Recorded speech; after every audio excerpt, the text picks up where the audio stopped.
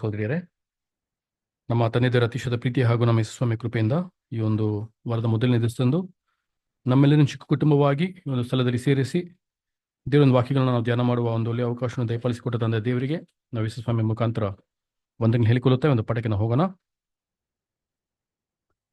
ಪಾಠಕ್ಕಂತ ಆರಿಸಿಕೊಂಡಿರೋ ಒಂದು ವಾಕ್ಯ ಮತ್ತೊಂದ್ಸತಿ ಓದ್ಬಿಡ್ಬೇಕಂತ ಕೇಳಿಕೊಳ್ಳುತ್ತೇನೆ. ಆದಿಕಾಂಡ 4ನೇ ಅಧ್ಯಾಯ 10ನೇ ವಚನ.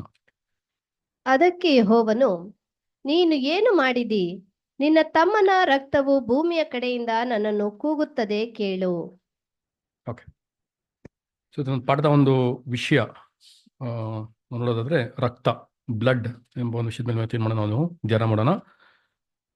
ನನ್ಗೆ ಗೊತ್ತಿರೋ ಹಾಗೆ ಎಲ್ಲರೂ ಬ್ಲಡ್ ಬಗ್ಗೆ ಏನು ಮಾಡಿರ್ತೀರಾ, ಪಾಠದಲ್ಲಿ ಕೇಳಿರ್ತೀರಾ. ಬಟ್ ಈ ಸಬ್ಜೆಕ್ಟ್ ನಾನು ತಗೊಂಡಿರೋದು ಏನು ಜ್ಞಾಪಕ ಇದೆಯಾ ನಿಮಗೆ? ನಾನು ಮಾತಾಡಿದ್ದೀನಿ ಸಬ್ಜೆಕ್ಟ್ ಇಲ್ಲ ಅನ್ಸುತ್ತಲ್ಲ, ನಾನು ನೋಟ್ ಮಾಡ್ಕೊಂಡಿಲ್ಲ. ಬಟ್ ಒಂದು ಚಿಕ್ಕ ಡೌಟ್ ಇತ್ತು, ಮಾತಾಡಿರ್ಬೋದಾ ಅಂತ ಹೇಳ್ಬಿಟ್ಟಂತ. ಓಕೆ, ಸೊ ಮಾತಾಡಿಲ್ಲ ಅಂದರೆ ಒಳ್ಳೇದು. ಹಂಗೆ ಮಾತಾಡಿದ್ರೆ ಅದು ಈ ವಿಷಯಕ್ಕೆ ತಗೊಳ್ಳಿ. ಬಟ್ ಮಾತಾಡಿಲ್ಲ ಅಂತ ಅನ್ಸುತ್ತೆ, ಯಾಕೆ ನಾನು ನೋಟ್ ಮಾಡ್ಕೊಂಡಿಲ್ಲ ಇಲ್ಲಿ ಪ್ರೀತಿಯ ಸಹೋದರರೇ.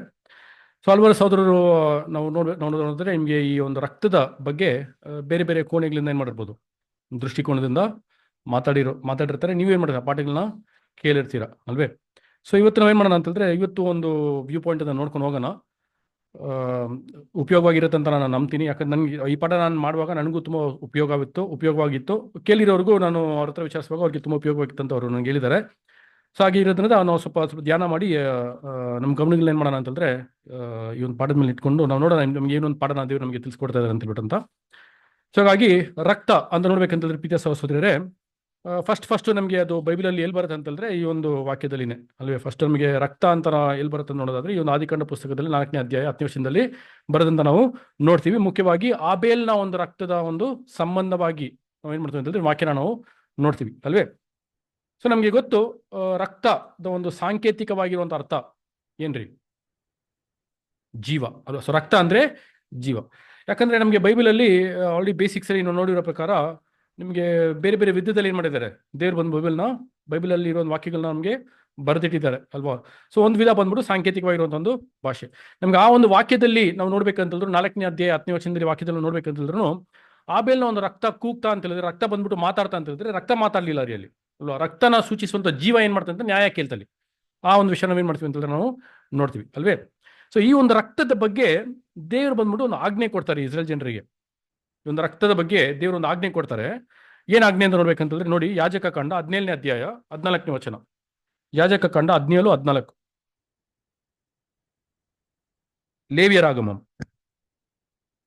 ಯಾಕೆಂದರೆ ಪ್ರತಿ ದೇಹಿಗೂ ರಕ್ತವೇ ಪ್ರಾಣಾಧಾರವು ಆದ ಕಾರಣ ನಾನು ಇಸ್ರಾಯೇಲ್ಯರಿಗೆ ಪ್ರತಿ ಪ್ರಾಣಿಗೂ ರಕ್ತವೇ ಪ್ರಾಣಾಧಾರವಾದ್ದರಿಂದ ನೀವು ಯಾವ ವಿಧವಾದ ಪ್ರಾಣಿಯ ರಕ್ತವನ್ನು ಉಣ್ಣಬಾರದು.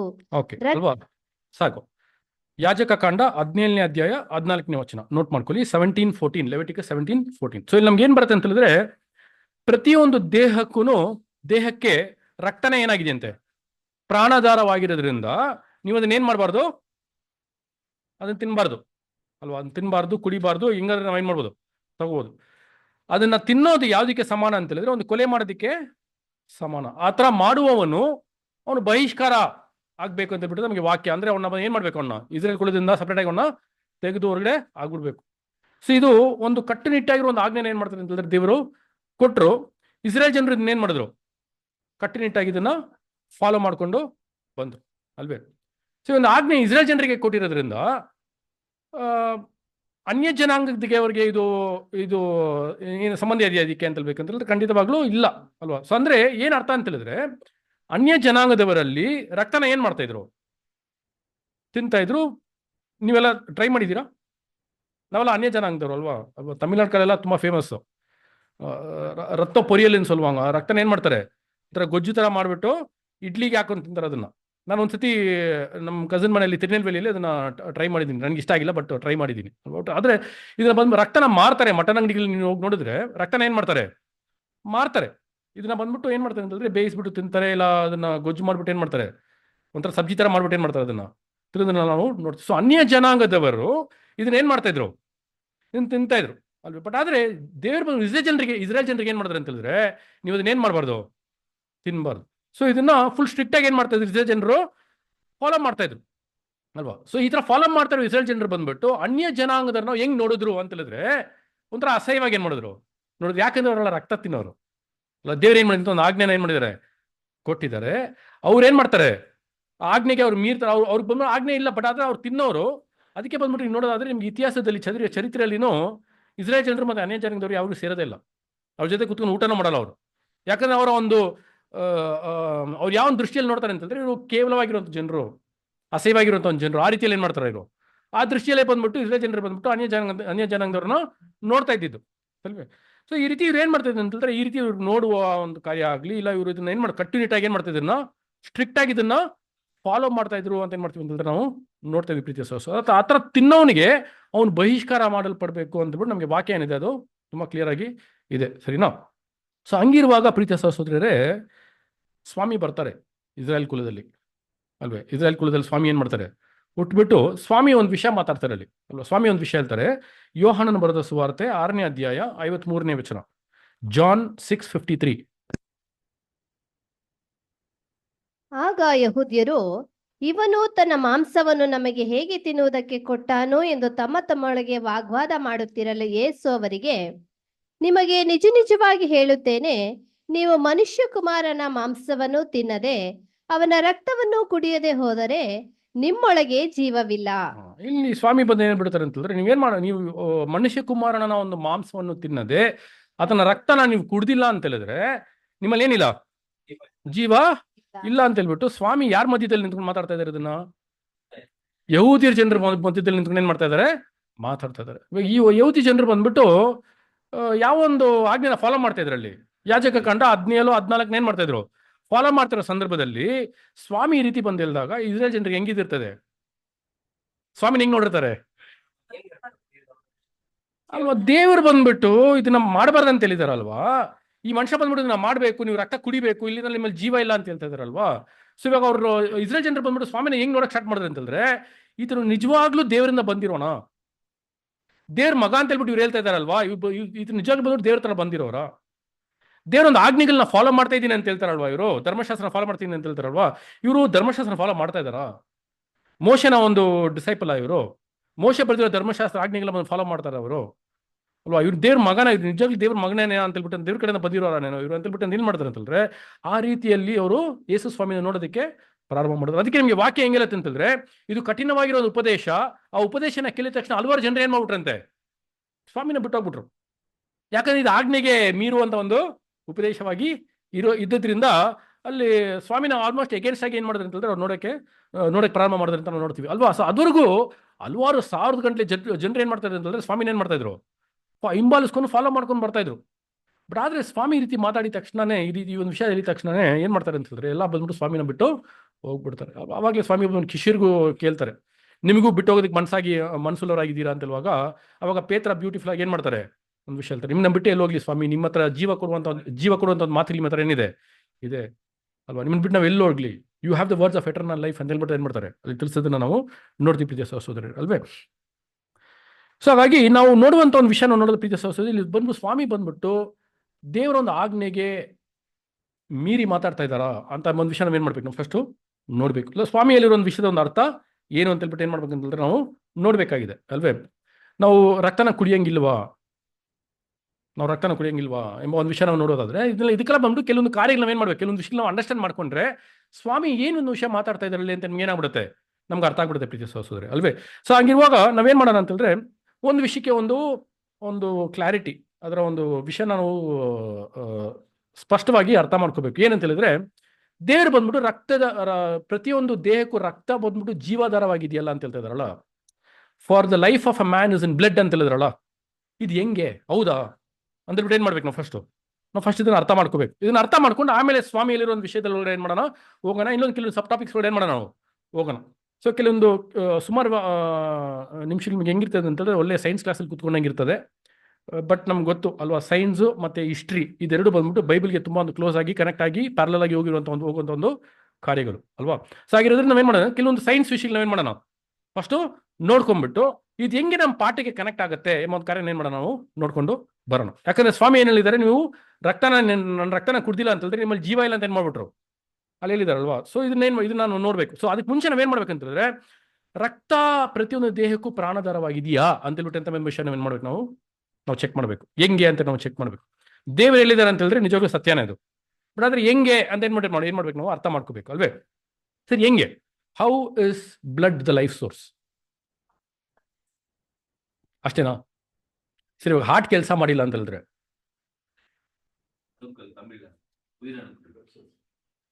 ಸರಿ ಹಾರ್ಟ್ ವೇಲೆ ಸೇಲಂಗೋ, ಇವಾಗ ಹೃದಯ ಬಂದ್ಬಿಟ್ಟು ಕೆಲಸ ಮಾಡಿಲ್ಲ, is not the heart the life source ಅಲ್ವಾ?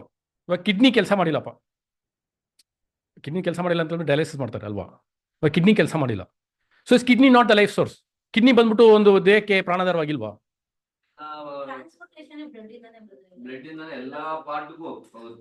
ಅಲ್ವಾ? ಸೊ ಕರೆಕ್ಟ್ ಅಲ್ವಾ? ಸೊ ನಾವು ನೋಡೋದಾದ್ರೆ ಇದನ್ನ ಏನ್ ಮಾಡ ಸಿಸ್ಟರ್ ಹೇಳ್ದಂಗೆ ಬ್ಲಡ್ ಅಂತ ನೋಡ್ಬೇಕಂತಂದ್ರೆ ಹಲವಾರು ಸೆಲ್ಸ್ ಇದೆ ಬ್ಲಡ್ ಒಳಗಡೆ, ಹಲವಾರು ಒಂದು ಸೆಲ್ಸ್ ಏನಾಗಿದೆ ಇದೆ. ಅದ್ರಲ್ಲಿ ಮುಖ್ಯವಾಗಿ 3 ಸೆಲ್ಸ್ ಬಗ್ಗೆ ನಾವೇನ್ ಮಾಡೋಣ ನೋಡೋಣ. ಅದ್ಯಾವ್ದು ಅಂತ ಹೇಳಿದ್ರೆ, ಒಂದು ಬಂದ್ಬಿಟ್ಟು ರೆಡ್ ಬ್ಲಡ್ ಸೆಲ್ಸ್, ಇನ್ನೊಂದು ಬಂದ್ಬಿಟ್ಟು ವೈಟ್ ಬ್ಲಡ್ ಸೆಲ್ಸ್, ಇನ್ನೊಂದು ಪ್ಲೇಟ್ಲೆಟ್ಸ್ ಅಲ್ವಾ? ಇದು 3 ಹಿಮೋಗ್ಲೋಬಿನ್ ಬಂದ್ಬಿಟ್ಟು ರೆಡ್ ಬ್ಲಡ್ ಅಲ್ಲಿ ಬಂದ್ಬಿಡ್ತದೆ, ಪ್ಲೇಟ್ಲೆಟ್ಸ್ ಅಲ್ವಾ? ಇದು 3 ಏನ್ ಮಾಡೋಣ, ಇದು 3ನ ನಾವು ನೋಡೋಣ ಅಲ್ವಾ? ಸೊ ಹೆಂಗೆ ರಕ್ತದಲ್ಲಿ ಜೀವ ಇದೆ ಎಂಬ ಒಂದು ವಿಷಯ ನಾವೇನ್ ಮಾಡೋಣ ಪ್ರೂವ್ ಮಾಡ್ಬೇಕು, ಅದನ್ನೇ ನಾವು ನೋಡುವಂತ ಒಂದು ಕಾರ್ಯ. ಸೊ ರೆಡ್ ಬ್ಲಡ್ ಸೆಲ್ಸ್ ಅಂತ ಹೇಳಿದ ತಕ್ಷಣ ರೆಡ್ ಬ್ಲಡ್ ಸೆಲ್ಸ್ ಒಂದು ಕೆಲಸ ಏನು ಸಿಸ್ಟರ್ ಹೇಳಿದ್ರು ಅಲ್ವಾ? ಆಕ್ಸಿಜನ್, ನಾವು ಉಸಿರಾಡುವಂತ ಒಂದು ಗಾಳಿ ಇದೆ ಗೊತ್ತಾ, ನಾವು ಉಸಿರಾಡ್ತೀವಲ್ವಾ, ನಾವು ಒಳಗಡೆ ತಗೊಂಡ್ಬಿಟ್ಟು ಹೊರಗಡೆ ಬಿಡೋದು ಬಂದ್ಬಿಟ್ಟು ಕಾರ್ಬನ್ ಡೈಆಕ್ಸೈಡ್, ಒಳಗಡೆ ತಗೊಳ್ಳೋದು ಬಂದ್ಬಿಟ್ಟು ಆಕ್ಸಿಜನ್. ಈ ಆಕ್ಸಿಜನ್ ಏನ್ ಮಾಡುತ್ತೆ ಅಂತ ಹೇಳಿದ್ರೆ, ಈ ರೆಡ್ ಬ್ಲಡ್ ಸೆಲ್ಸ್ ಒಂದು ಕೆಲಸ, the work of the red blood cells, ಈ ಕೆಲಸ ಏನಂತ ಹೇಳಿದ್ರೆ, ಈ ಆಕ್ಸಿಜನ್ ತಗೊಂಡೋಗಿ ಪ್ರತಿಯೊಂದು ಪಾರ್ಟ್ಸ್ಗೂ ಏನ್ ಮಾಡುತ್ತೆ ಅಂತ ಇದು ಸಪ್ಲೈ ಮಾಡುತ್ತೆ. ಈ ಆಕ್ಸಿಜನ್ ಹೋಗ್ಬಿಟ್ಟು ಪ್ರತಿಯೊಂದು ಪಾರ್ಟ್ಸ್ ಸಪ್ಲೈ ಮಾಡಿದ್ರೆ ಮಾತ್ರನೇ ಆ ಪಾರ್ಟ್ ಏನ್ ಮಾಡುತ್ತೆ, ಕೆಲಸ ಮಾಡುತ್ತೆ. ಇಲ್ಲಾಂದ್ರೆ ಆ ಪಾರ್ಟ್ ಏನಾಗ್ಬಿಡುತ್ತೆ, ಕೆಲಸ ಆಗಲ್ಲ ಅಲ್ವಾ?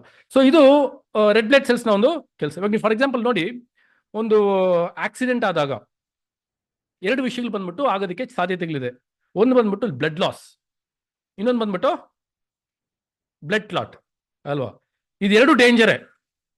ಬ್ಲಡ್ ಲಾಸ್ ಆದ್ರೆ ಬ್ಲಡ್ ಏನಾಗ್ತಾ ಇದೆ ಹೊರಗಡೆ, ಬಾಡಿಯಿಂದ ಹೊರಗಡೆ ಹೋಗ್ತಾ ಇದೆ. ಒಂದು ಮನುಷ್ಯನ ದೇಹಕ್ಕೆ ಬೇಕಾಗಿರೋ ಒಂದು ಬ್ಲಡ್ ಅಂಶ ಎಷ್ಟು ಬೇಕು, ಎಷ್ಟು ಲೀಟರ್ ಬ್ಲಡ್ ಬೇಕು? 5.5 to 6 ಲೀಟರ್ಸ್ ಬ್ಲಡ್ ಏನ್ ಬೇಕು. ಅಷ್ಟು ಬ್ಲಡ್ ಇದ್ರೆ ಮಾತ್ರನೇ ಎಲ್ಲಾ ಅಂಗಗಳಿಗೆ ಹೋಗ್ಬಿಟ್ಟು ಆ ಒಂದು ಕೆಲಸ ಮಾಡಕ್, ಆ ಒಂದು ಸಪ್ಲೈ ಮಾಡಕ್ಕಾಗುತ್ತೆ. ಟ್ರಾನ್ಸ್ಪೋರ್ಟೇಷನ್ ಎಲ್ಲ ಅಂಗಗಳಿಗೂ ಸಕ್ಸಸ್ಫುಲ್ ಆಗಿ ಎಲ್ಲದಕ್ಕೂ ಹೋಗಿ ಸೇರೋದಕ್ಕಾಗತ್ತೆ. ಇಲ್ಲಾಂದ್ರೆ ಏನ್ ಮಾಡೋಕ್ಕಾಗಲ್ಲ, ಅದು ಮಾಡೋದಕ್ಕಾಗಲ್ಲ ಅಲ್ವಾ? ಸೊ ಒಂದು ಆಕ್ಸಿಡೆಂಟ್ ಆಗಿದ ತಕ್ಷಣ ಬ್ಲಡ್ ಲಾಸ್ ಆಗ್ತಿದೆ ಅಂತ ಹೇಳಿದ್ರೆ that is a sign of death. ಅದು ಯಾವ್ದಕ್ಕೆ ಒಂದು ಗುರುತಾಗಿದೆ ಅಂತ ಹೇಳಿದ್ರೆ, ಆ ಮನುಷ್ಯ ಏನಾಗ್ಬಿಡ್ತಾನೆ, ಸತ್ತೋಗ್ಬಿಡ್ತಾನೆ. ಯಾಕಂದ್ರೆ ಹೆವಿ ಬ್ಲಡ್ ಲಾಸ್ ಏನಾಗಿದೆ ಇದೆ. ಇಮಿಡಿಯೇಟ್ ಆಗಿ ಅವ್ನಿಗೆ ಬೇಕಾಗಿರೋ ಬ್ಲಡ್ ಗ್ರೂಪ್ ಏನ್ ಮಾಡ್ಬೇಕು, ಬ್ಲಡ್ ಅವ್ನಿಗೆ ಕೊಡ್ಬೇಕು. ಅದಕ್ಕೆ ಇವಾಗ ಬಂದ್ಬಿಟ್ಟು ನೀವು ICU ಇದು ಆಂಬುಲೆನ್ಸ್ ಅಲ್ಲಿ ನೋಡ್ಬೇಕಂತ ಹೇಳಿದ್ರೆ, ಇವಾಗ ಹೈಯೆಸ್ಟ್ ಟೆಕ್ನಾಲಜಿ ಆಂಬುಲೆನ್ಸ್ ಎಲ್ಲ ಬಂದ್ಬಿಟ್ಟಿದೆ. ನಿಮ್ಗೆ ಒಳಗಡೆನೆ ಬಂದ್ಬಿಟ್ಟು ಕಾರ್ಡಿಯಾಕ್ ಅರೆಸ್ಟ್ ಆದ್ರೆ ಅದಕ್ಕೆ ಬೇಕಾಗಿರೋ ಡಿಫಿಬ್ರಿಲೇಟರ್ಸ್, ಬ್ಲಡ್ ಟ್ರಾನ್ಸ್ಫ್ಯೂಸ್ ಮಾಡೋದಕ್ಕೆ, ನಿಮಗೆ ಬ್ಲಡ್ ರಕ್ತ ವರ್ಗಾವಣೆ ಮಾಡೋದಕ್ಕೆ ಒಳಗೆ ಬೇಕಾಗಿರೋ ಎಕ್ವಿಪ್ಮೆಂಟ್ಸ್ ಎಲ್ಲ ಆಂಬುಲೆನ್ಸ್ ಒಳಗೆ ಏನಾಗ್ಬಿಟ್ಟಿದೆ, ಇವಾಗ ಬಂದ್ಬಿಟ್ಟಿದೆ. ಬ್ಲಡ್ ಸ್ಟಾಕ್ ಇಟ್ಕೊಂಡ್ಬಿಟ್ಟಿದ್ದಾರೆ ಕೆಲವು ಆಂಬುಲೆನ್ಸ್ಗಳಲ್ಲಿ. ಸೊ ಆ ರೀತಿಯಲ್ಲಿ ಏನಾಗಿದೆ ಇವಾಗ ಇದೆ. ಸೊ ಈ ಒಂದು ರೆಡ್ ಬ್ಲಡ್ ಸೆಲ್ಸ್, ಈ ಒಂದು ರಕ್ತದ ಒಂದು ಅಂಶ ಒಂದು ಮನುಷ್ಯನಿಗೆ ಕಡಿಮೆ ಆಗುವಾಗ ಯಾವ್ದೋ ಒಂದು ಸಾಧ್ಯತೆ ಇದೆ ಅಂತ ಹೇಳಿದ್ರೆ ಮನುಷ್ಯ ಏನಾಗ್ಬಿಡ್ತಾನೆ, ಸಾಯೋದಕ್ಕೆ ಸಾಧ್ಯತೆಗಳು ಇದೆ. ಅದೇ ತರ ಬ್ಲಡ್ ಕ್ಲಾಟ್ ಆದಾಗಲೂ ಅಷ್ಟೇ. ಇದು ಬ್ಲಡ್ ಕ್ಲಾಟ್ ಎಂತ ಒಂದು ಕ್ಲಾಟ್ ಅಂತ ಹೇಳಿದ್ರೆ ಎಕ್ಸ್ಟರ್ನಲ್ ಕ್ಲಾಟ್ ಅಲ್ಲ, ಇದು ಇಂಟರ್ನಲ್ ಕ್ಲಾಟ್.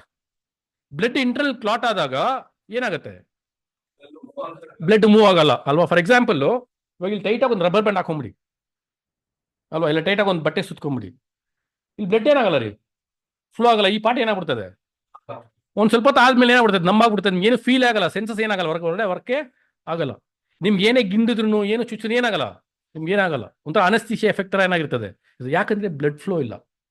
ಆ ಬ್ಲಡ್ ಫ್ಲೋ ಇದ್ರೆ ಸೆನ್ಸಸ್ ಏನಾಗುತ್ತೆ, ಅದು ನೋಡಿದ್ರೆ ಸೆನ್ಸಸ್, ನೋವು ಸಿಸ್ಟಮು, ನಿಮ್ಗೆ ಕೈ ಹಿಂಗ್ ಮಾಡೋದು ಎಲ್ಲಾನು ಏನಾಗುತ್ತೆ, ಎಲ್ಲಾನು ಫೀಲ್ ಆಗುತ್ತೆ. ಸೊ ಬ್ಲಡ್ ಒಂದ್ ಕಡೆಯಿಂದ ಇನ್ನೊಂದ್ ಕಡೆ ಟ್ರಾನ್ಸ್ಪೋರ್ಟ್ ಆಗಿಲ್ಲ ಅಂದ್ರೂ ಒಂದ್ ಮನುಷ್ಯ ಏನಾಗ್ಬಿಡ್ತಾನೆ, ಸತ್ತೋಗ್ಬಿಡ್ತಾನೆ. ಅದು ಎಲ್ಲಿ ಹೋಗಿ ಕ್ಲಾಟ್ ಆಗಿದೆ ಅನ್ನೋ ಒಂದು ಮೇರೆಗೆ ಅದರ ಒಂದು ವಿಷಯ ನಾವು ನೋಡುವಾಗ ಮನುಷ್ಯ ಏನಾಗ್ಬಿಡ್ತಾನೆ, ಸಾಯೋದಕ್ಕೆ ಹಲವಾರು ಸಾಧ್ಯತೆಗಳು ಇದೆ. ಸೊ ಅವಾಗಲೇ ನಿಮಗೆ ನಾನು ಹೇಳ್ದೆ ಅಲ್ವಾ, ಹಾರ್ಟ್ ಅಟ್ಯಾಕು, ಕಿಡ್ನಿ ಫೇಲಿಯರು, ಇದೆಲ್ಲಾನು ಬಂದ್ಬಿಟ್ಟು ಈ ಆರ್ಗನ್ಸ್ಗಳು ಬಂದ್ಬಿಟ್ಟು ಕರೆಕ್ಟಾಗಿ ಕೆಲಸ ಮಾಡ್ಬೇಕಂತ ಹೇಳಿದ್ರೆ ಬ್ಲಡ್ ಏನ್ ಮಾಡ್ಬೇಕು, ಆಕ್ಸಿಜನ್ ಸಪ್ಲೈ ಮಾಡ್ಬೇಕು.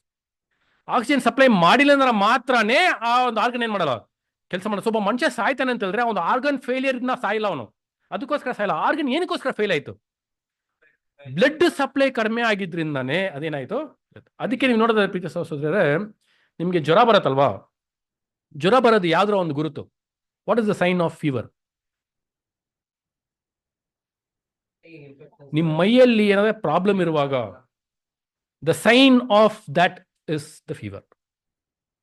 ಆಯ್ತಾ? ನಿಮ್ಗೆ ಜ್ವರ ಬಂದ್ಬಿಟ್ಟು ಸುಮ್ಮನೆ ಬರೋದು, ಸುಮ್ಮನೆ ಬರೋ ಜ್ವರ ಇದೆ ನಿಮಗೆ, ಟೈರ್ಡ್ನೆಸ್ ಸ್ಟ್ರೆಸ್ ಇಂದ ಬರೋ ಜ್ವರನೋ ಅದು ಬೇರೆ. ಅದು ನೀವು ಡೋಲ್ ಹಾಕೊಂಡ್ರೆ ಏನಾಗ್ಬಿಡ್ತದೆ, ಸರಿಯಾಗ್ಬಿಡುತ್ತೆ ಅದು, ಅಲ್ವೇ? ಬಟ್ ಆದ್ರೆ ನಿಮ್ಗೆ ಒಳ್ಳೆ ಇನ್ಫೆಕ್ಷನ್ಸ್ ಇರುತ್ತೆ ನೋಡಿ, ನಿಮ್ಮ ಬಾಡಿಲಿ ಏನಾದ್ರು ಒಂದು ಪ್ರಾಬ್ಲಮ್ ಇರುವ ಅಂತ ಒಂದು ಜ್ವರ ಬಂದ್ಬಿಟ್ಟು ಡೋಲಿಂದ ಹೋಗೋದಿಲ್ಲ ಅಲ್ವಾ? ಅದಕ್ಕೆ ನೀವೇನು ಮಾಡಬೇಕು? ಆಂಟಿಬಯೋಟಿಕ್ಸ್ ತಗೋಬೇಕು, ಅಲ್ವೇ? ಸೊ ಅದಕ್ಕೆ ನೀವು ಯಾವಾಗಲೂ ಬಂದ್ಬಿಟ್ಟು ನಿಮಗೆ ಮೈ ಹುಷಾರಿಲ್ದಿರುವಾಗ 3 ದಿವಸ ಫಸ್ಟ್ ವೆಯ್ಟ್ ಮಾಡಕ್ಕೆ ಹೇಳ್ತಾರೆ ಡಾಕ್ಟರು. ಸರಿಯಾಗಿಲ್ಲ ಅಂತ ಹೇಳಿದ್ರೆ ಏನ್ ಮಾಡಕ್ಕೆ ಹೇಳ್ತಾರೆ? ಇಲ್ಲ, ಬ್ಲಡ್ ಟೆಸ್ಟ್ ಮಾಡಿ ಅಂತ ಹೇಳ್ತಾರೆ. ಯಾಕೆ? ಬ್ಲಡ್ ಅಷ್ಟೊಂದು ಮುಖ್ಯವಾಗಿರುವಂತ ಒಂದು ರೋಲ್ ಪ್ಲೇ ಮಾಡ್ತದೆ ನಿಮ್ಮ ಒಂದು ದೇಹದಲ್ಲಿ.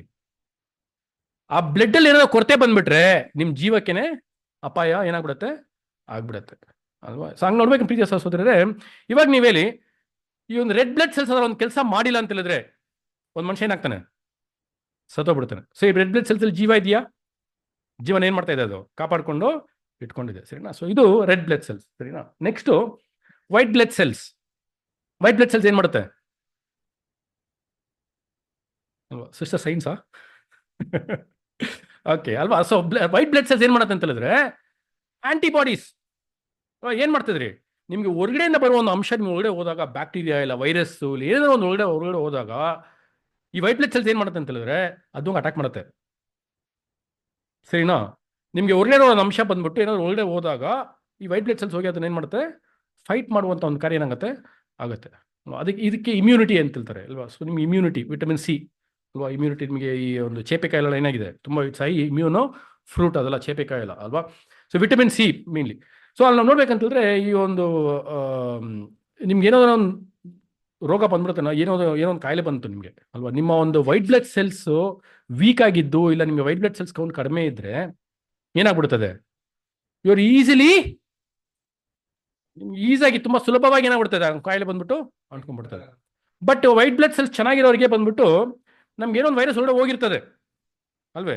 ಇವಾಗ ಈ ವೈರಸ್ ಒಳಗಡೆ ಹೋಗಿ ವೈಟ್ ಬ್ಲಡ್ ಸೆಲ್ಸ್ ಏನ್ ಮಾಡ್ತಾ ಇರ್ತದೆ? ವೈರಸ್ಗೆ ಅಗೇನ್ಸ್ಟ್ ಆಗಿ ಫೈಟ್ ಮಾಡ್ತಾ ಇರತ್ತೆ. ಫೈಟ್ ಮಾಡುವಾಗ ನಿಮ್ಗೆ ಏನಾಗೋದಿಲ್ಲ, ನಿಮ್ಗೆ ಜ್ವರ ಬರೋದಾಗ್ಲಿ ಇಲ್ಲ ನಿಮ್ಗೆ ಬೇರೆ ನೋವು ಬರೋದಾಗ್ಲಿ ಇಲ್ಲ ಫಟೀಗ್ ಆಗೋದಾಗ್ಲಿ ನಿಮ್ಗೆ ಏನಾಗೋದಿಲ್ಲ, ಏನೋ ಆಗೋದಿಲ್ಲ.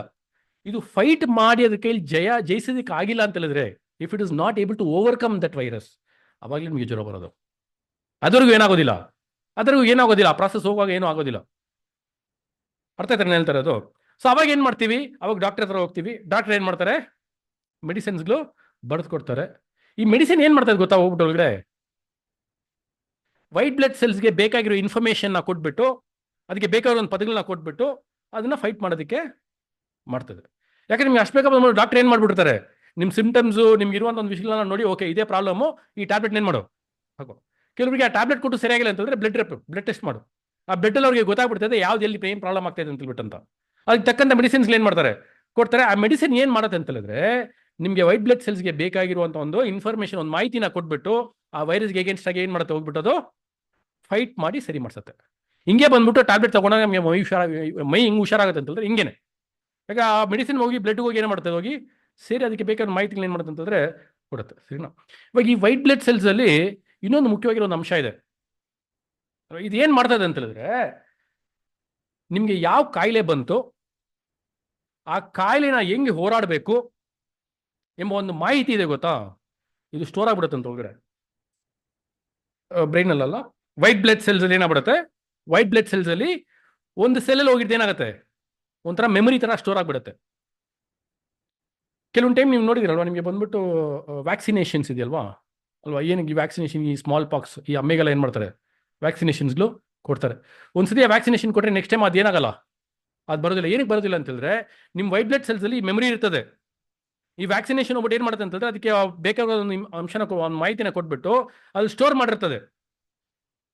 ಇದು ಈ ಕಾಯಿಲೆಗೆ ಬೇಕಾಗಿರೋ ಮಾಹಿತಿ. ಇಂಥ ಒಂದು ಬ್ಯಾಕ್ಟೀರಿಯಾ ಇಲ್ಲ ವೈರಸ್ ಒಳಗಡೆ ಬಂದ್ರೆ ನೀವೇನ್ ಮಾಡಬೇಕು? ಈ ತರ ಓಡಾಡ್ಬಿಟ್ಟು ಅದನ್ನ ಏನ್ ಮಾಡ್ಬೋದು? ಜಯಿಸ್ಬೋದು. ಇವಾಗ ನೀವು ನನಗೆ ಬಂದ್ಬಿಟ್ಟು ಒಂದು ಕ್ವೆಶ್ಚನ್ ಕೇಳ್ಬೋದು. ಮಕ್ಕಳಿಗೆ ಬಂದ್ಬಿಟ್ಟು ಈ ಫ್ಲೂ ವ್ಯಾಕ್ಸಿನೇಷನ್ಸ್ಗಳು ಕೊಡ್ತಾರೆ, ಕೊಟ್ಟಿದ್ದೀರಾ ಸಿಸ್ಟರ್ ಅಲ್ವಾ? ನಾವು ಇನ್ಫ್ಲೂಯೆನ್ಸಾ ವ್ಯಾಕ್ಸಿನೇಷನ್ಸ್ ಏನು ಮಾಡ್ತೀವಿ? ಫ್ಲೂ ವ್ಯಾಕ್ಸಿನೇಷನ್ಸ್ನ ಕೊಡ್ತೀವಿ. ಏನಕ್ಕೆ? ನೆಗಡಿ ಬರಬಾರ್ದು, ಕೋಲ್ಡ್ ಬರಬಾರ್ದು, ಆ ವೈರಸ್ ಏನಾಗಬಾರ್ದು, ಅಟ್ಯಾಕ್ ಆಗ್ಬಾರ್ದು. ಬಟ್ ಅದು ಕೊಟ್ಟಾದ್ಮೇಲೆ ಬರುತ್ತಲ್ವಾ ಕೆಲವೊಂದು ಟೈಮು. ಯಾಕೆ? ಇವಾಗ ಕೊರೋನಾ ಅಲ್ವಾ? ಕೊರೋನಾಗೆ 2 ಶಾಟ್ ವ್ಯಾಕ್ಸಿನೇಷನ್ ಏನು ಮಾಡಿದ್ವಿ ನಾವು ತೊಗೊಂಡಿದ್ವಿ. ಆ ವ್ಯಾಕ್ಸಿನೇಷನ್ ತಗೊಂಡಾದ್ಮೇಲೆ ಕೊರೋನಾ ಬಂದಿರೋದು ನೋಡಿದ್ದೀರಾ ನೀವು? ಯಾಕೆ ಬರ್ತಾ ಇದೆ?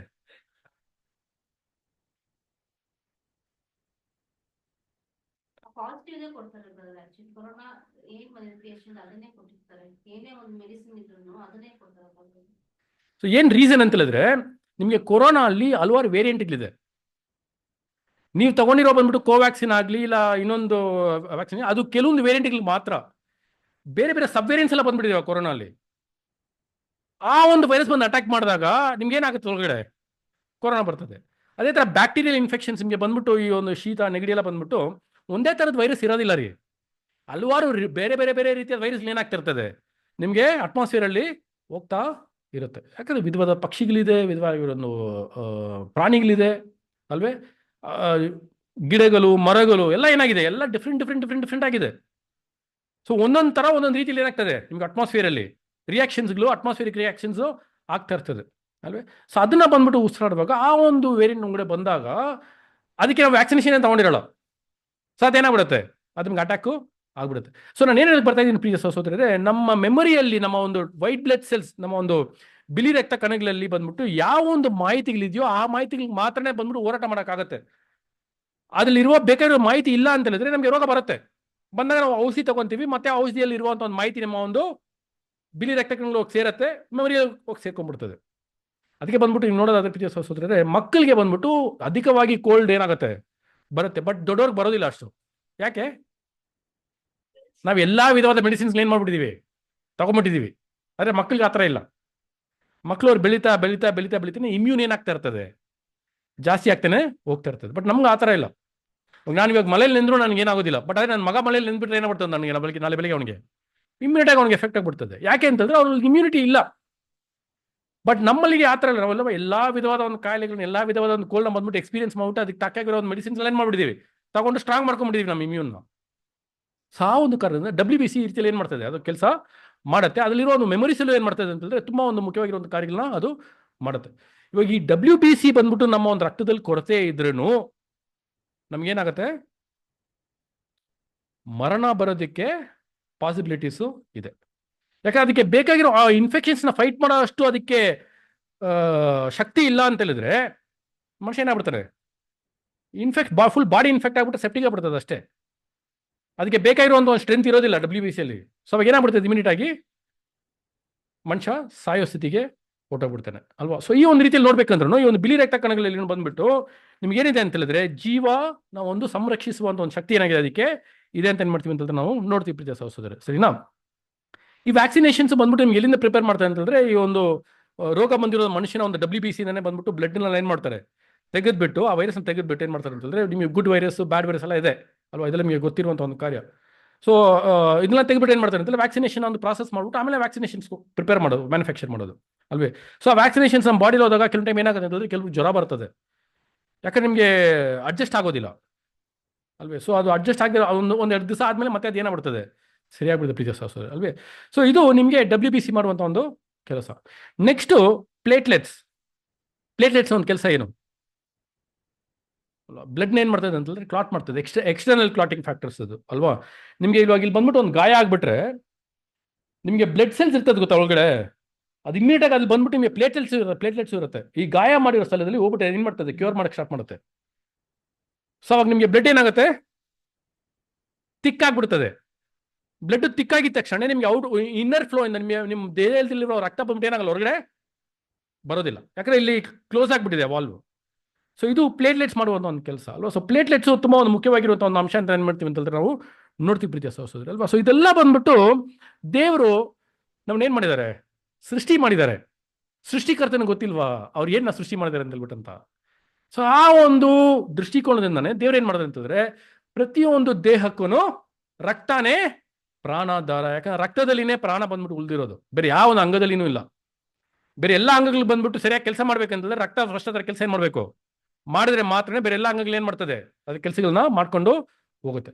So your entire life system depends upon your blood stream ಅಲ್ವಾ. ನಿಮ್ಮ ಒಂದು ಜೀವೋಧಾರ ಬಂದ್ಬಿಟ್ಟು ಅದು ಯಾವ್ದು ಕಂಟ್ರೋಲ್ ಮಾಡ್ತಾ ಇದೆ ಅಂತಂದ್ರೆ, ಅದನ್ನ ಜೀವನ ಕಂಟ್ರೋಲ್ ಮಾಡ್ತಾ ಇದೆ ಯಾವ್ದು ಅಂತಂದ್ರೆ ನಮ್ಮ ದೇಹದಲ್ಲಿರುವಂಥ ಒಂದು ರಕ್ತ ಈ ರಕ್ತಕ್ಕೆ ಏನಾದ್ರೆ ಒಂದು ಕೊರತೆ ಬಂದ್ಬಿಟ್ರೆ ನಾವು ಜೀವ ಕಳ್ಕೊಳ್ಳೋಷ್ಟು ಸಾಧ್ಯತೆಗಳು ಏನಾಗ್ತೀವಿ ನಾವು ಹೋಗ್ತೀವಿ. ಸೊ ಆ ಒಂದು ಕಾರಣದಿಂದಾನೇ ಅದ್ರಲ್ಲಿ ಜೀವ ಇರೋದ್ರಿಂದಾನೇ ಆ ಒಂದು ರಕ್ತನ ನೀವು ತಿಂದ್ರೆ ಅದು ಕೊಲೆ ಮಾಡೋದಕ್ಕೆ ಸಮಾನ ಅಂತ ಏನ್ ಮಾಡಿದ್ರು ದೇವರದನ್ನ ನಮ್ಗಲ್ಲಿ ತಿಳಿಸ್ಕೊಟ್ಟಿದ್ದಾರೆ ಅಂತ ನಾವು ನೋಡ್ತೀವಿ ಅಲ್ವೇ. ಸೊ ಹಂಗಿರುವಾಗ ಇವಾಗ ಯೇಸು ಸ್ವಾಮಿ ಈ ಒಂದು ವಿಷಯ ಮಾತಾಡ್ತಾ ಇದ್ದಾರಲ್ವಾ, ಇದು ಬಂದ್ಬಿಟ್ಟು ಎಕ್ಸಾಕ್ಟ್ ಆಗಿ ದೇವರ ಒಂದು ವಿಷಯಕ್ಕೆ ಆಪೋಸಿಟ್ ಆಗಿ ಏನಾಗ್ತಾ ಇದೆ, ಬರ್ತಾ ಇದೆ ಅಲ್ವಾ ಪ್ರೀತಿಯ ಸಹೋದರರೇ. ಸೊ ಇದು ಹೆಂಗಿದೆ ನಾನು ಅರ್ಥ ಮಾಡ್ಕೋಬಹುದು ಅಂದ್ರೆ ನೋಡ್ಬೇಕು. ನೋಡಿ ಇವಾಗ ಕೆಲವೊಂದು ಈ ಜೆಹೋವಾ ವಿಟ್ನೆಸ್ ಬಗ್ಗೆ ಕೇಳಿದೀರಾ ನೀವು? ಇವ್ರು ಏನ್ ಮಾಡಲ್ಲ ಗೊತ್ತಾ, ಬ್ಲಡ್ ಟ್ರಾನ್ಸ್ಫ್ಯೂಷನ್ ಏನ್ ಮಾಡಲ್ಲ ಇವರು. ಬ್ಲಡ್ ಟ್ರಾನ್ಸ್ಫ್ಯೂಷನ್ ಮಾಡೋದಿಲ್ಲ. ಏನಕ್ಕೆ ಮಾಡೋದಿಲ್ಲ?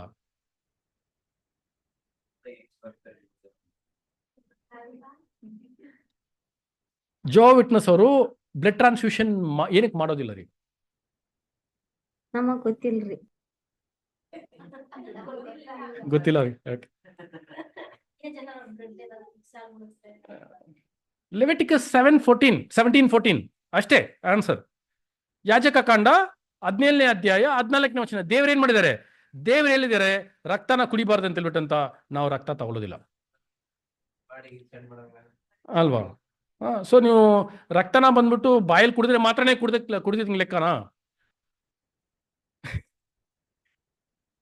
ಈ ಸಬ್ಜೆಕ್ಟ್ ಒಂದ್ಸತಿ ಮೈಸೂರಲ್ಲಿ ತೆಗಿದೆ. ನ್ಯೂರೋಸ್ಪೇಸ್ ಅರ್ಧ ಸಬ್ಜೆಕ್ಟ್ ಬಿಟ್ಟು ಹೋಗ್ಬಿಟ್ರು ಹೊರಗಡೆ. ಅವ್ರಿಗೆ ಐ ಥಿಂಕ್ ಬ್ಲಡ್ ಅಂದ್ರೆ ಅಲರ್ಜಿ ಅನ್ಸುತ್ತೆ. ಅವ್ರು ಹೇಳಿದ್ರು ನನಗೆ ಅದಾದ್ಮೇಲೆ, ಇಲ್ಲ ನನ್ಗೆ ಬ್ಲಡ್ ಅಂದ್ರೆ ಅಲರ್ಜಿ, ನನಗೆ ಆಗೋದಿಲ್ಲ ಅಂತ ಹೇಳ್ಬಿಟ್ಟಂತ. ಅವ್ರಿಗೆ ಆಗಲ್ಲ ಅನ್ಸುತ್ತೆ ಕೆಲವರಿಗೆ. ಬಟ್ ಅದೇ ಈ ಸಬ್ಜೆಕ್ಟ್ ನಾವ್ ಏನ್ ಮಾಡೋಕ್ಕಾಗಲ್ಲ. ಸಬ್ಜೆಕ್ಟ್ ಹೆಂಗೇನು ಮಾಡೋಕ್ಕಿಂತ ಈ ಒಂದು ಕೋಣದಲ್ಲಿನೇ ನೋಡ್ಬೇಕು. ಫಿಲ್ಟರ್ ಏನು ಅಪ್ಲೈ ಮಾಡೋಕ್ಕಾಗಲ್ಲ ಅಲ್ವೇ. ಸೊ ಬ್ಲಡ್ನ ಏನ್ ಮಾಡೋಕ್ಕಾಗಲ್ಲ ಅಂತ ಪ್ರೀತಿಯ ಸಹೋದರರೇ. ನೀವು ಡೈರೆಕ್ಟ್ ಆಗಿ ನಿಮ್ಮ ಬಾಯಿಂದ ತಗೊಂಡ್ರು ಅಷ್ಟೇ ಅಲ್ವಾ, ಇಲ್ಲ ನೀವು ಪೈಪ್ ಹಾಕ್ಬಿಟ್ಟು ಪೈಪಿನ ತಗೊಂಡ್ರು ಅಷ್ಟೇ ನಿಮ್ಮ ಮೈಲಿ ಏನ್ ಮಾಡ್ತಾ ಇದ್ದೀರಾ, ಬ್ಲಡ್ನ ತಗೊಂಡ್ರೆ. ಸೊ ಆ ಒಂದು ಕಾರಣಕ್ಕೆ ಜೆಹೋವಾ ವಿಟ್ನೆಸ್ ಅವ್ರು ಏನ್ ಮಾಡಲ್ಲ ಅಂತಂದ್ರೆ ರಕ್ತ ವರ್ಗಾವಣೆ ಏನ್ ಮಾಡಲ್ಲ ಮಾಡ್ಕೊಳ್ಳೋದು. ಡಾಕ್ಟರ್ ಏನ್ ಹೇಳ್ತಾರೆ ಅಂತಂದ್ರೆ ಅದನ್ನ ಬಿಟ್ಟು ಬೇರೆ ಉಳ್ಸೋದಕ್ಕೆ ಚಾನ್ಸ್ ಪಾಸಿಬಿಲಿಟಿ ಇದೆಯಾ, ಸಾಧ್ಯತೆ ಇದೆಯಾ, ಅದನ್ನ ಮಾಡಿ. ಇಲ್ಲಂದ್ರೆ ನಾನು ಸಾಯ್ತೀನಿ ಪರವಾಗಿಲ್ಲ, ನನಗೆ ಬ್ಲಡ್ ನಾನು ರಕ್ತ ವರ್ಗಾವಣೆ ಏನ್ ಮಾಡ್ಕೊಳ್ಳಲ್ಲ. ಯಾಕಂದ್ರೆ ನಮ್ಮ ಒಂದು ಧರ್ಮಕ್ಕೆ ಅದು ವಿರೋಧವಾಗಿ ಇದೆ. ದೇವ್ರು ತುಂಬಾ ಕ್ಲಿಯರ್ ಆಗಿ ಏನ್ ಮಾಡಿದ್ದಾರೆ ಹೇಳಿದ್ದಾರೆ. ಅದಕ್ಕೆ ಬಂದ್ಬಿಟ್ಟು ಯೇಸು ಸ್ವಾಮಿ ಏನ್ ಮಾಡಲ್ಲ, ಅವರು ನಂಬೋದಿಲ್ಲ. ಅವರು ಯೇಸು ಸ್ವಾಮಿ ಏನ್ ಮಾಡಲ್ಲ ಅಂತಂದ್ರೆ ಅವ್ರು ಇವಾಗೆಲ್ಲ ಟ್ರೆಂಡ್ ಚೇಂಜ್ ಆಗ್ಬಿಟ್ಟಿದೆ. ಇವಾಗ ಜೆಹೋವಾ ವಿಟ್ನೆಸ್ ಅವ್ರು ಕ್ರಿಸ್ಮಸ್ ಏನ್ ಮಾಡ್ತಾರೆ, ಕ್ರಿಸ್ಮಸ್ ಆಚರಣೆ ಮಾಡ್ತಾರೆ. ಎಲ್ಲರೂ ಮಾಡ್ತಾರೆ ಇವಾಗ. ಎಲ್ಲ ಕ್ರಿಸ್ಮಸ್ ಎಲ್ಲರೂ ಏನ್ ಮಾಡ್ತಾರೆ, ಎಲ್ಲರೂ ಆಚರಣೆ ಮಾಡ್ತಾ ಪ್ರೀತಿಯ ಸಹೋದರರೇ ಅಲ್ವೇ. ಬಟ್ ಆದ್ರೆ ನೀವು ಆರ್ಥೋಡಾಕ್ಸ್ ನೋಡ್ಬೇಕಂತಂದ್ರೆ ಅವ್ರು ಏನ್ ಮಾಡಲ್ಲ ಅಂತಂದ್ರೆ ಅವರು ರಕ್ತ ವರ್ಗಾವಣೆ ಅವರು ಮಾಡ್ಕೊಳ್ಳೋದಿಲ್ಲ ಅಲ್ವಾ. ಸೊ ಈಗ ನಾವು ರಕ್ತ ವರ್ಗಾವಣೆ ಮಾಡ್ಕೋಬಾರ್ದು ಅನ್ನೋದು ಯಾವಾಗ ಒಂದು ಪ್ರಶ್ನೆ ಆಗಿರುತ್ತೆ ನಮ್ಮೊಳಗಡೆ ಇರುತ್ತೆ ಪ್ರೀತಿಯ ಸಹೋದರರೇ ಅಲ್ವೇ. ಸೊ ಅದಕ್ಕೆ ಏನ್ ಮಾಡೋಣ ಅಂತಂದ್ರೆ ಇನ್ನೊಂದು ಟಾಪಿಕ್ ಒಳಗಡೆ ನಾವು ಏನ್ ಮಾಡೋಣ, ಇನ್ನೊಂದು ಸಬ್ ಟಾಪಿಕ್ ಒಳಗಡೆ ನಾವು ಹೋಗೋಣ. ಏನಪ್ಪ ಯೇಸು ಸ್ವಾಮಿ ಏನ್ ಹೇಳ್ತಾ ಇದ್ದಾರೆ ರಕ್ತ ವರ್ಗಾವಣೆ. ಯೇಸು ಸ್ವಾಮಿ ಹೇಳ್ತಿದ್ದಾರೆ ರಕ್ತ ನೀವು ಏನ್ ಮಾಡ್ಬೇಕು, ನಾನು ರಕ್ತ ನೀವು ಕುಡಿದ್ರೆ ಮಾತ್ರ ನಿಮ್ಮಲ್ಲಿ ಜೀವ ಇದೆ ಅಂತ ಹೇಳ್ತಾರಲ್ವಾ. ಹೆಂಗೆ ಅಂತ ಬಿಟ್ಟು ಏನ್ ಮಾಡ್ಬೇಕು ನಾವು ತಿಳ್ಕೊಬೇಕಲ್ವೇ. ಸೊ ಹೆಂಗೆ ಅಂತ ನೋಡೋದ ಪ್ರೀತಿಯ ಸಹೋದರರೇ, ಇದಕ್ಕೆ ಬಂದ್ಬಿಟ್ಟು ಇನ್ನೊಂದು ಡಿಸೀಸ್ ಬಗ್ಗೆ ನೀವು ಕೇಳಿದಿರಲ್ವಾ ಗೊತ್ತಿಲ್ಲ ನನಗೆ. ಬ್ಲೂ ಬೇಬಿ ಸಿಂಡ್ರೋಮ್ ಕೇಳಿದಿರಾ? ಒಂದು ಡಿಸೀಸ್ ಬಗ್ಗೆ ಕೇಳಿದಿರಾ? ಏನ್ರಿ ಈ ಡಿಸೀಸ್ ಏನು?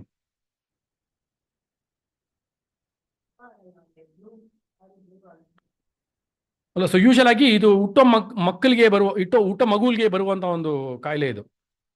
ಇದು ಸ್ಟಾರ್ಟಿಂಗ್ ಬಂದಾಗ ಇದಕ್ಕೆ ಬ್ಲೂ ಬೇಬಿ ಸಿಂಡ್ರೋಮ್ ಅಂತ ಒಂದು ಹೆಸರಿತ್ತು. ಬ್ಲೂ ಬೇಬಿ ಸಿಂಡ್ರೋಮ್ ಅಲ್ಲಿ ಇವಾಗ 2 ಟೈಪ್ಸ್ ಇದೆ.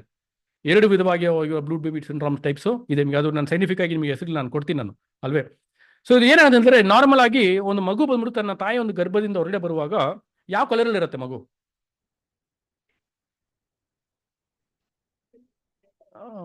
ಪಿಂಕಿಶ್ ಆಗಿರ್ತದೆ. ಏನಕ್ಕೆ?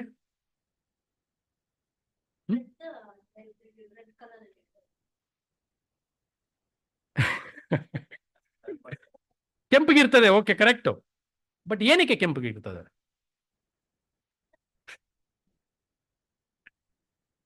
ಅದು ಅಳ್ತಾ ಇರ್ತದಲ್ವಾ ಅಲ್ವಾ. ಈಗ ಯಾರಾದ್ರೆ ನೀವು ತುಂಬಾ ಒಂದು ವೈಟ್ ಕಲರ್ ಆಗಿದ್ರೆ ಅವ್ರ ಗಿನ್ನಿ ನೋಡೋಣ, ಅವ್ರಿಗೆ ಹೆಂಗಾಗ್ತದೆ? ರೆಡ್ ಆಗ್ಬಿಡ್ತದೆ. ಆ ಮಗು ಬಂದ್ಬಿಟ್ಟು ಅಳುವಾಗ ಮಗುಗೆ BP ಎಲ್ಲ ಬಂದ್ಬಿಟ್ಟು ತುಂಬಾ ಹೈ ಇರ್ತದೆ ಯಾವಾಗ್ಲೂ, ಗೊತ್ತಾ? ಸೊ ಬ್ಲಡ್ ಪಂಪ್ ಬಂದ್ಬಿಟ್ಟು ತುಂಬಾ ಹೈ ಸ್ಪೀಡಲ್ಲಿ ಹೋಗ್ತಾ ಇರ್ತದೆ. ಸೊ ಬ್ಲಡ್ ಪಂಪಿಂಗ್ ಏನಾಗ್ತಾ ಇರ್ತದೆ, ತುಂಬಾ ಫಾಸ್ಟ್ ಫ್ಲೋ ಅಲ್ಲಿ ಇರೋದ್ರಿಂದ ಮಗು ಅಳುವಾಗ ನಿಮಗೆ ಕೆಂಪಾಗಿ 6 ತಿಂಗಳಾದ್ಮೇಲೆ ಅದು ಬಿಳಿಗಾಗ್ತದೆ, ಕಪ್ಪಗಾಗ್ತದೆ, ಗೊತ್ತಿಲ್ಲ ನನಗೆ ಅಲ್ವೇ. ಅದ್ ಬೇರೆ ಕತೆ. ಬಟ್ ಹುಟ್ಟುವಾಗ ಹೆಂಗಿರ್ತದೆ, ರೆಡ್ಡಿಶ್ ಆಗಿ ಇರುತ್ತೆ. ಸರಿನಾ? ಅದೇ ಮಗು ಬ್ಲೂ ಕಲರ್ ಅಲ್ಲಿ ಇದ್ರೆ ಅದಕ್ಕೆ ಬ್ಲೂ ಬೇಬಿ ಸಿಂಡ್ರೋಮ್ ಅಟ್ಯಾಕ್ ಆಗಿದೆ ಅಂತ ಏನ್ ಮಾಡ್ತೀವಿ ನಾವು ಅರ್ಥ ಮಾಡ್ಕೋದು ಪ್ರೀತಿಯ ಸಹೋದರರೇ. ಸರಿನಾ? ಸೊ ಇದು ನಿಮ್ಗೆ ನೀಲಿ ಕಲರ್ ಅಂದ್ರೇನೆ ಇದು ಯಾವೊಂದು, ಇವಾಗ ನಿಮ್ಗೆ ಕೆಲವೊಂದು ಟೈಮ್ ಹಾವು ಕಚ್ಚಿದಾಗ್ಲೂ ಏನಾಗ್ತದೆ, ಸೊ ಇಟ್ ಮೀನ್ಸ್ ನಿಮ್ಮ ದೇಹದಲ್ಲಿರೋ ಒಂದು ರಕ್ತ ಬಂದ್ಬಿಟ್ಟು ಪಾಯ್ಸನ್ ಆಗಿಬಿಟ್ಟಿದೆ ಅಂತ ಅರ್ಥ. ಪಾಯ್ಸನ್ ಆಗಿದೆ. ಅದಕ್ಕೆ ಬಂದ್ಬಿಟ್ಟು ಕೆಲವೊಂದು ಸ್ಪಾಟ್ಸ್, ಬ್ಲೂ ಸ್ಪಾಟ್ಸ್ ಏನಾಗ್ತದೆ ಬೇಬಿಯಲ್ಲಿ, ಆ ಮಗುವಲ್ಲಿ ಬ್ಲೂ ಸ್ಪಾಟ್ಸ್ ಕಂಡು ಬಂದಾಗ it is affected by blue baby syndrome ಅಂತ ಏನ್ ಮಾಡ್ತೀವಿ ಅಂತಂದ್ರೆ ನಾವು ನೋಡ್ತೀವಿ ಪ್ರೀತಿಯ ಸಹೋದರರೇ, ಸರಿನಾ? ಸೊ ಇದು ತುಂಬಾ ರೇರ್ ಡಿಸೀಸು. ಈ ಡಿಸೀಸ್ ಇವಾಗ ಇಲ್ಲ. ಈ ಒಂದು ಬ್ಲೂ ಬೇಬಿ ಸಿಂಡ್ರೋಮ್ ಡಿಸೀಸ್ ಬಂದ್ಬಿಟ್ಟು ನೀವು ಇವಾಗ ತುಂಬಾ ರೇರ್. ನಿಮಗೆ ಬಂದ್ಬಿಟ್ಟು ಕೋಟಿಲಿ ಒಬ್ರಿಗೆ ಬರಬಹುದು ಅಲ್ವೇ? ಅವ್ರು ಬಂದ್ಬಿಟ್ಟು ಬೇಕಾಗಿರೋ ಪ್ರಿಕಾಷನ್ಸ್ ಪ್ರಿವೆನ್ಷನ್ಸ್ ತಗೊಂಡಿಲ್ಲ ಅಂತ ಹೇಳಿದ್ರೆ ಇಟ್ ಇಸ್ ಅ ಪಾಸಿಬಿಲಿಟಿ. ಎಲ್ಲಂದ್ರೆ ಬಂದ್ಬಿಟ್ಟು ಇದಿಲ್ಲ. ಬಟ್ ಆದರೆ ಸ್ಟಾರ್ಟಿಂಗಲ್ಲಿ ಬಂದ್ಬಿಟ್ಟು ನಿಮಗೆ ಟೆಕ್ನಾಲಜಿ, ವಿಜ್ಞಾನ ಬಂದ್ಬಿಟ್ಟು ನಿಮ್ಗೆ ಎಚ್ಚೋದಕ್ಕೆ ಮುಂಚೆ ಇದು ಹಲವಾರು ಈ ಪ್ರಾಬ್ಲಮ್ಸ್ ಏನಾಗ್ತಾ ಇತ್ತು. ಈ ಪ್ರಾಬ್ಲಮ್ ಸುಮಾರು ಈ ರೀತಿಯಲ್ಲಿ ಬರ್ತಾ ಇತ್ತು ಅಂತ ನಾವು ನೋಡ್ತೀವಿ ಪ್ರೀತಿಯ ಸಹೋದರರೇ, ಅಲ್ವೇ? ನಿಮ್ಗೆ ಅದೇ ಆ ಮಗು ಕೆಂಪಿಗಿದ್ರೆ ಬ್ಲಡ್ ಫ್ಲೋ ಕರೆಕ್ಟ್ ಆಗಿದೆ, ಸೂಪರ್ ಆಗಿ ಏನ್ ಮಾಡ್ತಾರೆ, ಪರ್ಫೆಕ್ಟ್ ಆಗಿ ಕೆಲಸ ಮಾಡ್ತಾ ಇದೆ ಅಂತ ನಾವು ತಿಳ್ಕೊಡೋದು. ಅದೇ ಬ್ಲೂ ಕಲರ್ ಸ್ಪಾಟ್ಸ್ ಆ ದೇಹದಲ್ಲಿ ಕಾಣ್ ಬಂದ್ರೆ then it is affected by blue baby syndrome. ಇವಾಗ ಈ ಒಂದು ಮಗು ಈ ಬ್ಲೂ ಬೇಬಿ ಸಿಂಡ್ರೋಮ್ ಒಂದು ಮಗುನ ಕಾಪಾಡ್ಬೇಕಂತ ಹೇಳಿದ್ರೆ ಏನ್ ಸೊಲ್ಯೂಷನ್? ಹೆಂಗಿ ಮಗುನ? ಯಾಕಂದ್ರೆ ಈ ಮಗು ಬಂದ್ಬಿಟ್ಟು ಬ್ಲೂ ಬೇಬಿ ಸಿಂಡ್ರೋಮ್ ಇರೋ ಮಗು ಬಂದ್ಬಿಟ್ಟು ತುಂಬಾ ಬೇಗ ಕೆಲವೊಂದು ಗಂಟೆಗಳಲ್ಲಿ ಏನಾಗ್ಬಿಡ್ತದೆ, ಇದು ಸತ್ತೋಗ್ಬಿಡುತ್ತೆ. It will die. ಕೆಲವೇ ಗಂಟೆಗಳು ಏನಾಗ್ಬಿಡ್ತದೆ, ಅದು ಸತ್ತೋಗ್ಬಿಡ್ತದೆ. ಬಟ್ ಇಮಿಡಿಯೇಟ್ ಡಾಕ್ಟರ್ ಅದನ್ನ ರೆಕಗ್ನೈಸ್ ಮಾಡಿದಾಗ ಇದನ್ನ ಮಗುನ ಕಾಪಾಡ್ಬೇಕಂತಂದ್ರೆ ಏನ್ ಮಾಡಿದ್ರೆ ಮಾತ್ರ ಕಾಪಾಡ್ಬೋದು? ಬ್ಲಡ್ ಟ್ರಾನ್ಸ್ಫ್ಯೂಷನ್, ರಕ್ತ ವರ್ಗಾವಣೆ ಮಾಡಿದ್ರೆ ಮಾತ್ರನೇ ಈ ಮಗುನ ಕಾಪಾಡೋದಕ್ಕೆ ಸಾಧ್ಯತೆಗಳು ಇದೆ. ಸೊ ಈ ಮಗುನ ಕಾಪಾಡ್ಬೇಕಂತಂದ್ರೆ ಇಮ್ಮಿಡಿಯೇಟ್ ಆಗಿ ಆ ಮಗುಗಿರುವ ಒಂದು ಬ್ಲಡ್ ಗ್ರೂಪ್ ಏನಂತ ತಿಳ್ಕೊಂಡು ಆ ಒಂದು ಬ್ಲಡ್ ಟ್ರಾನ್ಸ್ಫ್ಯೂಷನ್ ಏನ್ ಮಾಡ್ಬೇಕು? ಎಷ್ಟು ಬಾಟಲ್ ಮಾಡ್ಬೇಕು?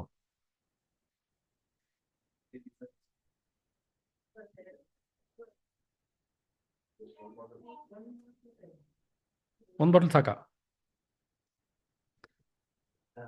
ಸೊ ಎಕ್ಸಾಂಪಲ್ ಕೊಡ್ತೀನಿ ನಿಮಗೆ. ಓಕೆ, ಬಾಟ್ಲಲ್ಲಿ ಇಷ್ಟು ಕಚರಾ ನೀರಿದೆ, ಮೋರಿಗೆ ನೀರು ಅನ್ಕೊಳ್ಳಿ. ಓಕೆ, ಡ್ರೈನೇಜ್ ವಾಟರ್, ಸರಿನಾ? ಇವಾಗ ಇದನ್ನ ಪ್ಯೂರಿಫೈ ಮಾಡೋದಕ್ಕೆ ಇನ್ನೊಂದು ಸ್ವಲ್ಪ ನೀರು ಏನಾಗ್ತೀರಾ? ನಾರ್ಮಲ್ ಚೆನ್ನಾಗಿರೋ ನೀರು, ಫಿಲ್ಟರ್ ನೀರು ಏನು ಮಾಡ್ತೀರಾ? ಅದನ್ನ ಹಾಕ್ತೀರಾ, ಏನಾಗತ್ತೆ ಅವಾಗ? ಏನೇನೋ ಕಚರ ಆಗ್ಬಿಡ್ತದೆ, ಸರಿನಾ? ಸೊ ಏನಾಗ್ತದೆ, ಅದು ಆ ಒಳ್ಳೆ ನೀರನ್ನು ಏನು ಮಾಡ್ಬಿಡ್ತದೆ? ಗಲೀಜು ಮಾಡ್ಬಿಡ್ತದೆ. ಸೊ ಈ ದೇಹದಲ್ಲಿ ಏನಾಗಿದೆ ಅಂತ ಹೇಳಿದ್ರೆ ಫುಲ್ ಇನ್ಫೆಕ್ಟೆಡ್ ಬ್ಲಡ್ ಇರೋದು. ಆ ಮಗುನ ದೇಹದಲ್ಲಿ ಫುಲ್ ಇನ್ಫೆಕ್ಟೆಡ್ ಬ್ಲಡ್ ಇದೆ, ಫುಲ್ ಇನ್ಫೆಕ್ಷನ್ಸ್, ಫುಲ್ ಕಾಯಿಲೆ ಒಂದು ಬ್ಲಡ್ ಇದೆ ಆ ಮಗುನ ಒಂದು ದೇಹದಲ್ಲಿ, ಸರಿನಾ? ಇವಾಗ ಈ ಒಂದು ಮಗುನ ಸರಿ ಮಾಡ್ಬೇಕು, ಆ ರಕ್ತನ ಸರಿ ಮಾಡ್ಬೇಕಂತ ಹೇಳಿದ್ರೆ ಅದಕ್ಕೆ ಪ್ರಾಸೆಸ್ ಏನು ಫಾಲೋ ಮಾಡ್ಬೇಕಂತಂದ್ರೆ ಪ್ರೀತಿಯ ಸಹೋದರರೇ, ಕೆಟ್ಟ ರಕ್ತ ಒಂದ್ ಕಡೆಯಿಂದ ಬರ್ತಾ ಇರಬೇಕು ಹೊರಗಡೆ, ಒಳ್ಳೆ ರಕ್ತ ಒಂದ್ ಕಡೆಯಿಂದ ಹೋಗ್ತಾ ಇರಬೇಕು. ಒಂದ್ ಕೈಯಿಂದ ಬ್ಲಡ್ ಒಳಗಡೆ ಹೋಗ್ತಾ ಇರ್ತದೆ, ಇನ್ನೊಂದ್ ಕೈಯಿಂದ ಬ್ಲಡ್ ಹೊರಗಡೆ ಆಗ್ತದೆ, ಬರ್ತಾ ಇರ್ತದೆ ಅಲ್ವಾ? ಸೊ ಇದು ಈ ಪ್ರಾಸೆಸ್ ಏನ್ ಮಾಡ್ತಾರೆ, 1 ಲೀಟ್ರು 2 ಲೀಟ್ರು 3 ಬಾಟಲ್ 4 ಬಾಟಲ್ ಕತೆ ಅಲ್ಲ. ಇದು ಕಂಟಿನ್ಯೂಸ್ ಆಗಿ ಹೋಗ್ತಾನೆ ಇರಬೇಕು. ಯಾವಾಗವರೆಗೂ ಅಂತ ಹೇಳಿದ್ರೆ ಮಾನಿಟರ್ ಮಾಡ್ತಾರೆ, ಡಾಕ್ಟರ್ ಮಾನಿಟರ್ ಮಾಡ್ತಾರೆ.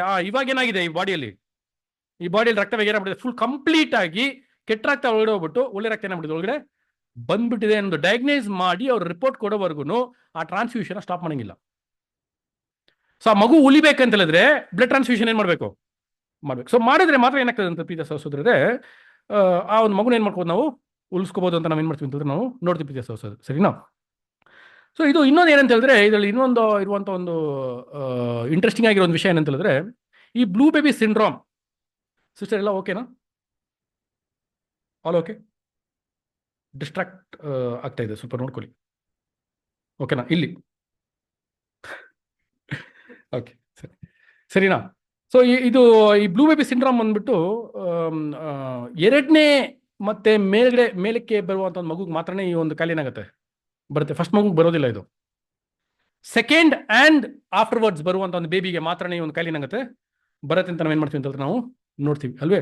ಸೊ ಇದು ರೀಸೆಂಟ್ ಆಗಿ ಬಂದ್ಬಿಟ್ಟು ನಿಮಗೆ ಈ ಒಂದು ಬ್ಲೂ ಬೇಬಿ ಸಿಂಡ್ರೋಮ್ ಬಂದು ನಿಮ್ಗೆ ಅವಾಗಲೇ ಹೇಳಿದ್ನಲ್ಲ, ಈ ಒಂದು ಟರ್ಮಿನಾಲಜಿ ಇಲ್ಲ ಇವಾಗ. ಬ್ಲೂ ಬೇಬಿ ಸಿಂಡ್ರೋಮ್ ಅಂತ ಟರ್ಮಿನಾಲಜಿ ಇವಾಗ ಇಲ್ಲ. ಇವಾಗ ಇದು ಯಾವ್ದ್ರಲ್ಲಿ ಕ್ಯಾಟಗರೈಸ್ ಮಾಡಿದ್ರೆ ಅಂತ ಹೇಳಿದ್ರೆ haemolytic disease of the newborn, HDN disease ಅಂತ ಇದೆ ಇವಾಗ, haemolytic disease of the newborn, ಅಲ್ವೇ? ಸೊ ಇದು ಯಾವಾಗ ಬರುತ್ತೆ ಅಂತ ಹೇಳ್ಬೇಕಂತ ಹೇಳಿದ್ರೆ ಪ್ರೀತಿಯ ಸಹೋದರ, ಇವಾಗ ಇದು ಹೆಂಗ್ ಬರುತ್ತೆ ಅಂತ ಹೇಳ್ಬೇಕಂತಂದ್ರೆ ನಿಮ್ಗೆ ಯಾವಾಗಲೇ ನಾನು ಹೇಳ್ದಂಗೆ 2ನೇ ಮಗುಗೆ ಮತ್ತೆ ಅದಕ್ಕೆ ಮೇಲ್ಪಟ್ಟು ಬರುವ ಮಗುಗೆ ಮಾತ್ರ ಏನಾಗ್ತದೆ ಇದು ಬರುತ್ತೆ. ಏನಕ್ಕೆ ಅಂತ ಹೇಳಿದ್ರೆ ಮೊದಲನೇ ಮಗು ಮತ್ತೆ ತಾಯಿಗೆ ಬಂದ್ಬಿಟ್ಟು RH negative blood type factor ಇರುವಾಗ, ಮತ್ತೆ ಮಗುಗೆ RH positive blood type factor ಇರುವಾಗ, ಮೊದಲನೇ ಮಗುಗೆ ಬ್ಲಡ್ ಟೈಪ್ ಫ್ಯಾಕ್ಟರ್ ಇರುವಾಗ ಪ್ರೀತಿಯ ಸಹೋದರರೇ, ಆ ಒಂದು ತಾಯಿಯ ಒಂದು ದೇಹದಲ್ಲಿ ಏನ್ ಮಾಡುತ್ತೆ ಅಂತ ಹೇಳಿದ್ರೆ ಕೆಲವೊಂದು ಆಂಟಿಬಾಡೀಸ್ ಏನ್ ಮಾಡುತ್ತೆ, ಆಂಟಿಬಾಡೀಸ್ ಬಂದ್ಬಿಟ್ಟು ಈ ಒಂದು RH ಪಾಸಿಟಿವ್, ಯಾಕಂದ್ರೆ ಬೇರೆ ಫ್ಯಾಕ್ಟರ್ ಅಲ್ವಾ, ತಾಯಿಯ ದೇಹದಲ್ಲಿ ಇರೋದು ಬಂದ್ಬಿಟ್ಟು RH ನೆಗೆಟಿವ್, ಮಗುವಿನ ದೇಹದಲ್ಲಿ ಇರೋದು ಬಂದ್ಬಿಟ್ಟು RH ಪಾಸಿಟಿವ್. ಸೊ ಇದು RH ಪಾಸಿಟಿವ್ ನೆಗೆಟಿವ್ ಏನಾಗಲ್ಲ, ಕರೆಕ್ಟ್ ಆಗಲ್ಲ ಅಲ್ವಾ. ಸೊ ಈ ಒಂದು ಆರ್ ಎಸ್ ಪಾಸಿಟಿವ್ ಬ್ಲಡ್ ಇದೆಯಲ್ವಾ ಅಂತ ಹೇಳ್ಬಿಟ್ಟು ಏನ್ ಮಾಡ್ತದೆ ಅಂತಂದ್ರೆ ಆಟೋಮೆಟಿಕ್ ಆಗಿ ತಾಯಿಯ ಒಂದು ದೇಹದಲ್ಲಿ ಆಂಟಿಬಾಡೀಸ್ ಏನ್ ಮಾಡ್ತದೆ, ಕ್ರಿಯೇಟ್ ಆಗ್ಬಿಡುತ್ತೆ. ಏನು ಕ್ರಿಯೇಟ್ ಆಗೋದು ಅಂತ ಹೇಳಿದ್ರೆ ಈ ಒಂದು ಆರ್ ಎಸ್ ಪಾಸಿಟಿವ್ ಬ್ಲಡ್ ನ ಅಟ್ಯಾಕ್ ಮಾಡೋದಕ್ಕೆ, ಸರಿನಾ. ಸೊ ಇದು ಕ್ರಿಯೇಟ್ ಮಾಡಿ ಏನ್ ಮಾಡ್ತದೆ ಅಂತಂದ್ರೆ ತಾಯಿಯ ದೇಹದಲ್ಲಿ ಆ ಒಂದು WBC ಆ ವೈಟ್ ಬ್ಲಡ್ ಸೆಲ್ಸ್ ಅಲ್ಲಿ ಆ ಒಂದು ಮಾಹಿತಿ ಸ್ಟೋರ್ ಮಾಡ್ಕೊಂಡು ಇಟ್ಕೊಂಡ್ಬಿಡ್ತದೆ ಪ್ರಿಯ ಸಹೋದರರೇ, ಸರಿನಾ. ಇವಾಗ ಆ ಒಂದು ದಂಪತಿಗಳು ಎರಡನೇ ಮಗುಗೆ ಪ್ಲಾನ್ ಮಾಡುವಾಗ, ಈ ಒಂದು ದಂಪತಿ ಎರಡನೇ ಮಗುಗೆ ಪ್ಲಾನ್ ಮಾಡುವಾಗ ಅಲ್ವೇ ಆ ಒಂದು, ಯಾಕಂದ್ರೆ ನಿಮಗೆ ಬಂದು ಪಾಸಿಟಿವ್ ಅಂತ ಬರುವ ಪ್ರೀತಿಯ ಸಹೋದರರೇ ಮೋಸ್ಟ್ಲಿ ನಿಮಗೆ ಇಟ್ಸ್ ಅ ಮೇಲ್ ಡಾಮಿನೇಟರಿ ಫ್ಯಾಕ್ಟರ್ ಅಲ್ವಾ. ನಿಮಗೆ ತಂದೆ ತನದ ಬಂದಿರುವಂಥ ಒಂದು ರಕ್ತ, ಯಾಕಂದ್ರೆ ತಂದೆ ತನ್ನ ಬಂದ್ಬಿಟ್ಟು ಜೀವೋಧಾರ ಆಗೋದಲ್ವಾ. ತಂದೆನ ಏನಕ್ಕೆ ತಂದೆ ಅಂತ ಕರೀತಾರೆ? Why is father called as father? Life giver. Father ಅಂದ್ರೆ ಏನು? ಜೀವ ಕೊಡುವವರು. ತಾಯಿ ಜೀವ ಕೊಡುವವರು ಅಲ್ಲ.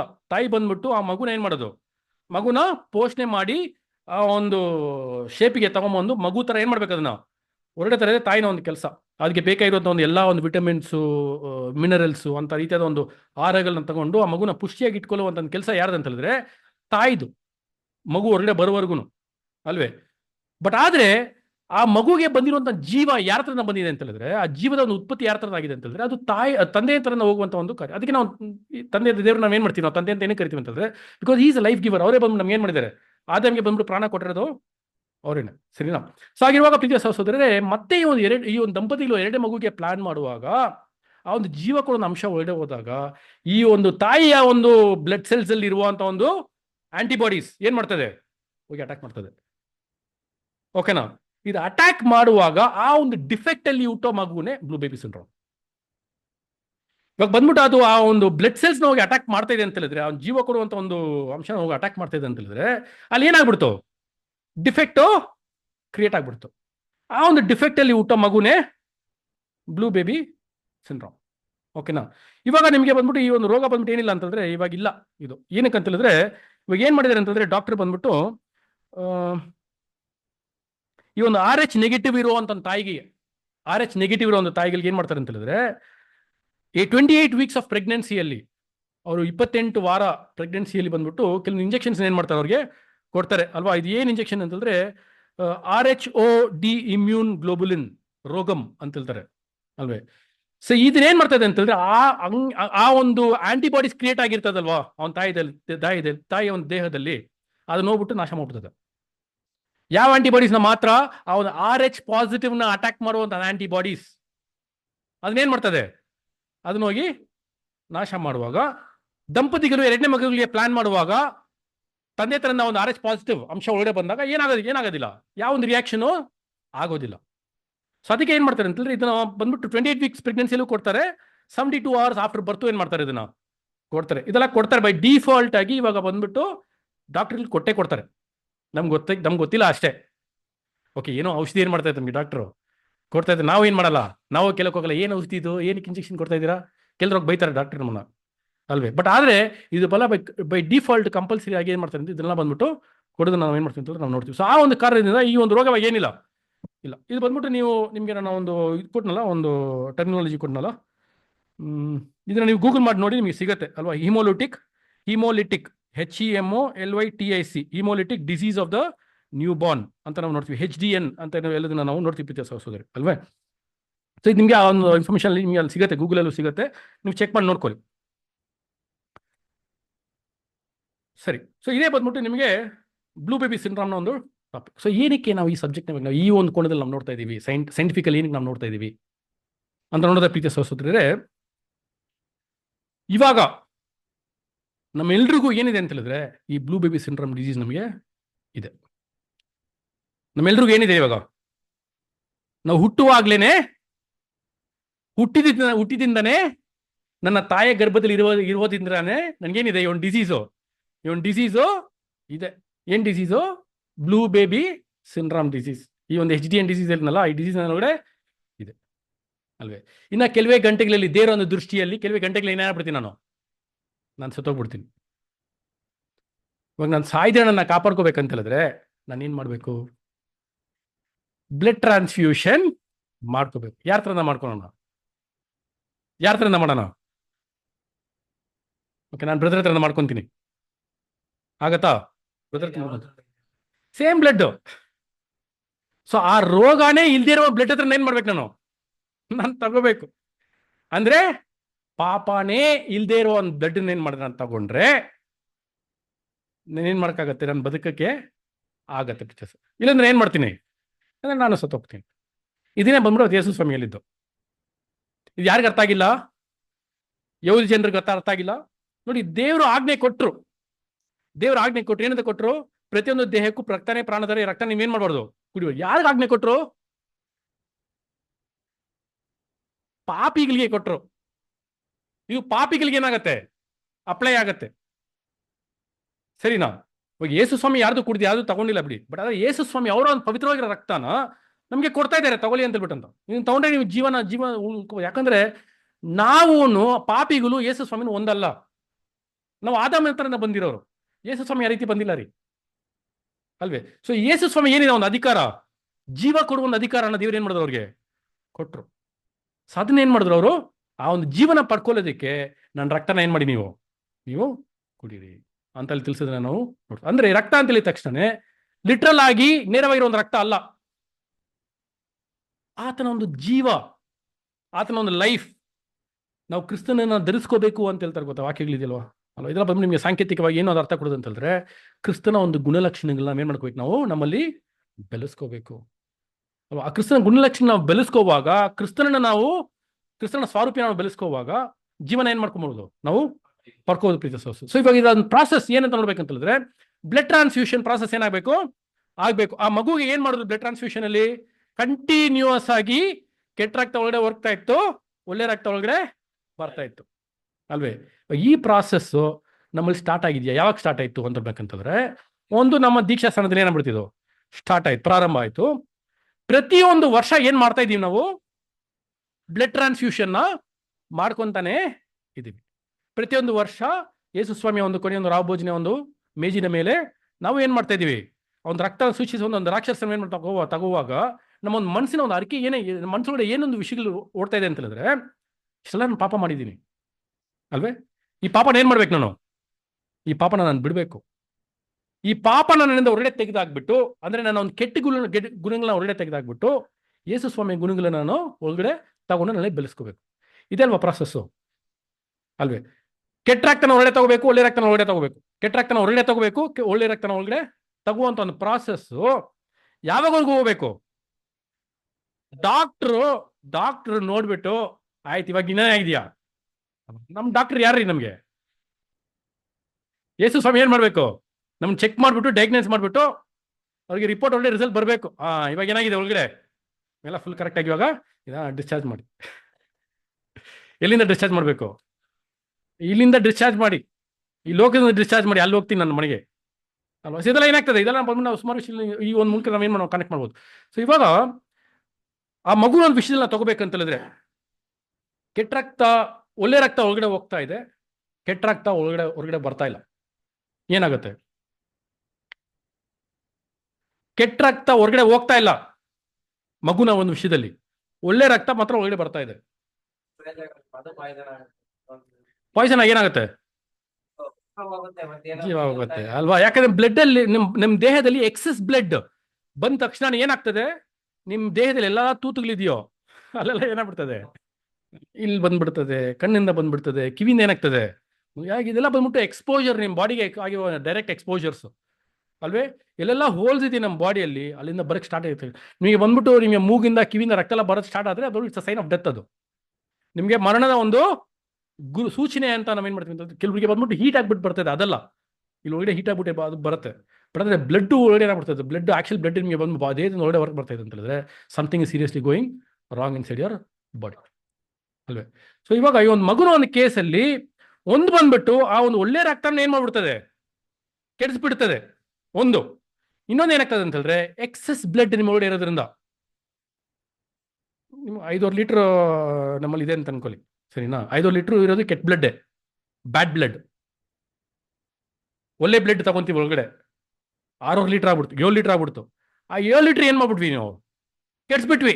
ಒಂದಷ್ಟು ಹುಲಿ ಹಿಟ್ಟಲ್ಲಿ ಹಾಕಿದ್ರೆ ಏನಾಗ್ತದೆ, ನಿಮಗೆಲ್ಲ ಇದಕ್ಕೆಲ್ಲ ಬಂದ್ಬಿಟ್ಟು ನಾನು ಎಕ್ಸಾಂಪಲ್ಸ್ ನಿಮಗೆ ಸುಮಾರು ಕೂಡ ಅವಶ್ಯಕತೆ ಇಲ್ಲ. ನಿಮಗೆ ಬೈಬಲಲ್ಲಿ ಸುಮಾರು ಕನೆಕ್ಷನ್ಸ್ ಏನಾಗಿದೆ ಇದಕ್ಕೆ ನಿಮಗೆ ಇದೆ. ಯಾಕೆ ಹುಲಿ ಎಲ್ಲ ಬಂದ್ಬಿಟ್ಟು ಪಾಪನ ಸೂಚನೆ ಮಾಡುವಂಥ ಒಂದು ಕಾರ್ಯ, ತಪ್ಪಾದ ಒಂದು ಬೋಧನೆನ ಸೂಚನೆ ಮಾಡುವಂಥ ಒಂದು ಕಾರ್ಯ ಅಲ್ವೇ. ಸೊ ಆ ಒಂದು 700 ಲೀಟರ್ ಬ್ಲಡ್ ಏನಾಗ್ಬಿಡ್ತದೆ, ಕೆಟ್ಟೋಗ್ಬಿಡ್ತದೆ. ಬ್ಲಡ್ಡಿಗೆ ಒಳ್ಳೆ ಸ್ಥಳ ಇರೋದಿಲ್ಲ, ಹೊರಗಡೆ ಬರೋದಕ್ಕೆ ಸ್ಟಾರ್ಟ್ ಆಗುತ್ತೆ, ಆ ಮನುಷ್ಯ ಮರಣನ ಹೊಂದ್ಕೊಂತಾನೆ. ಸರಿನಾ?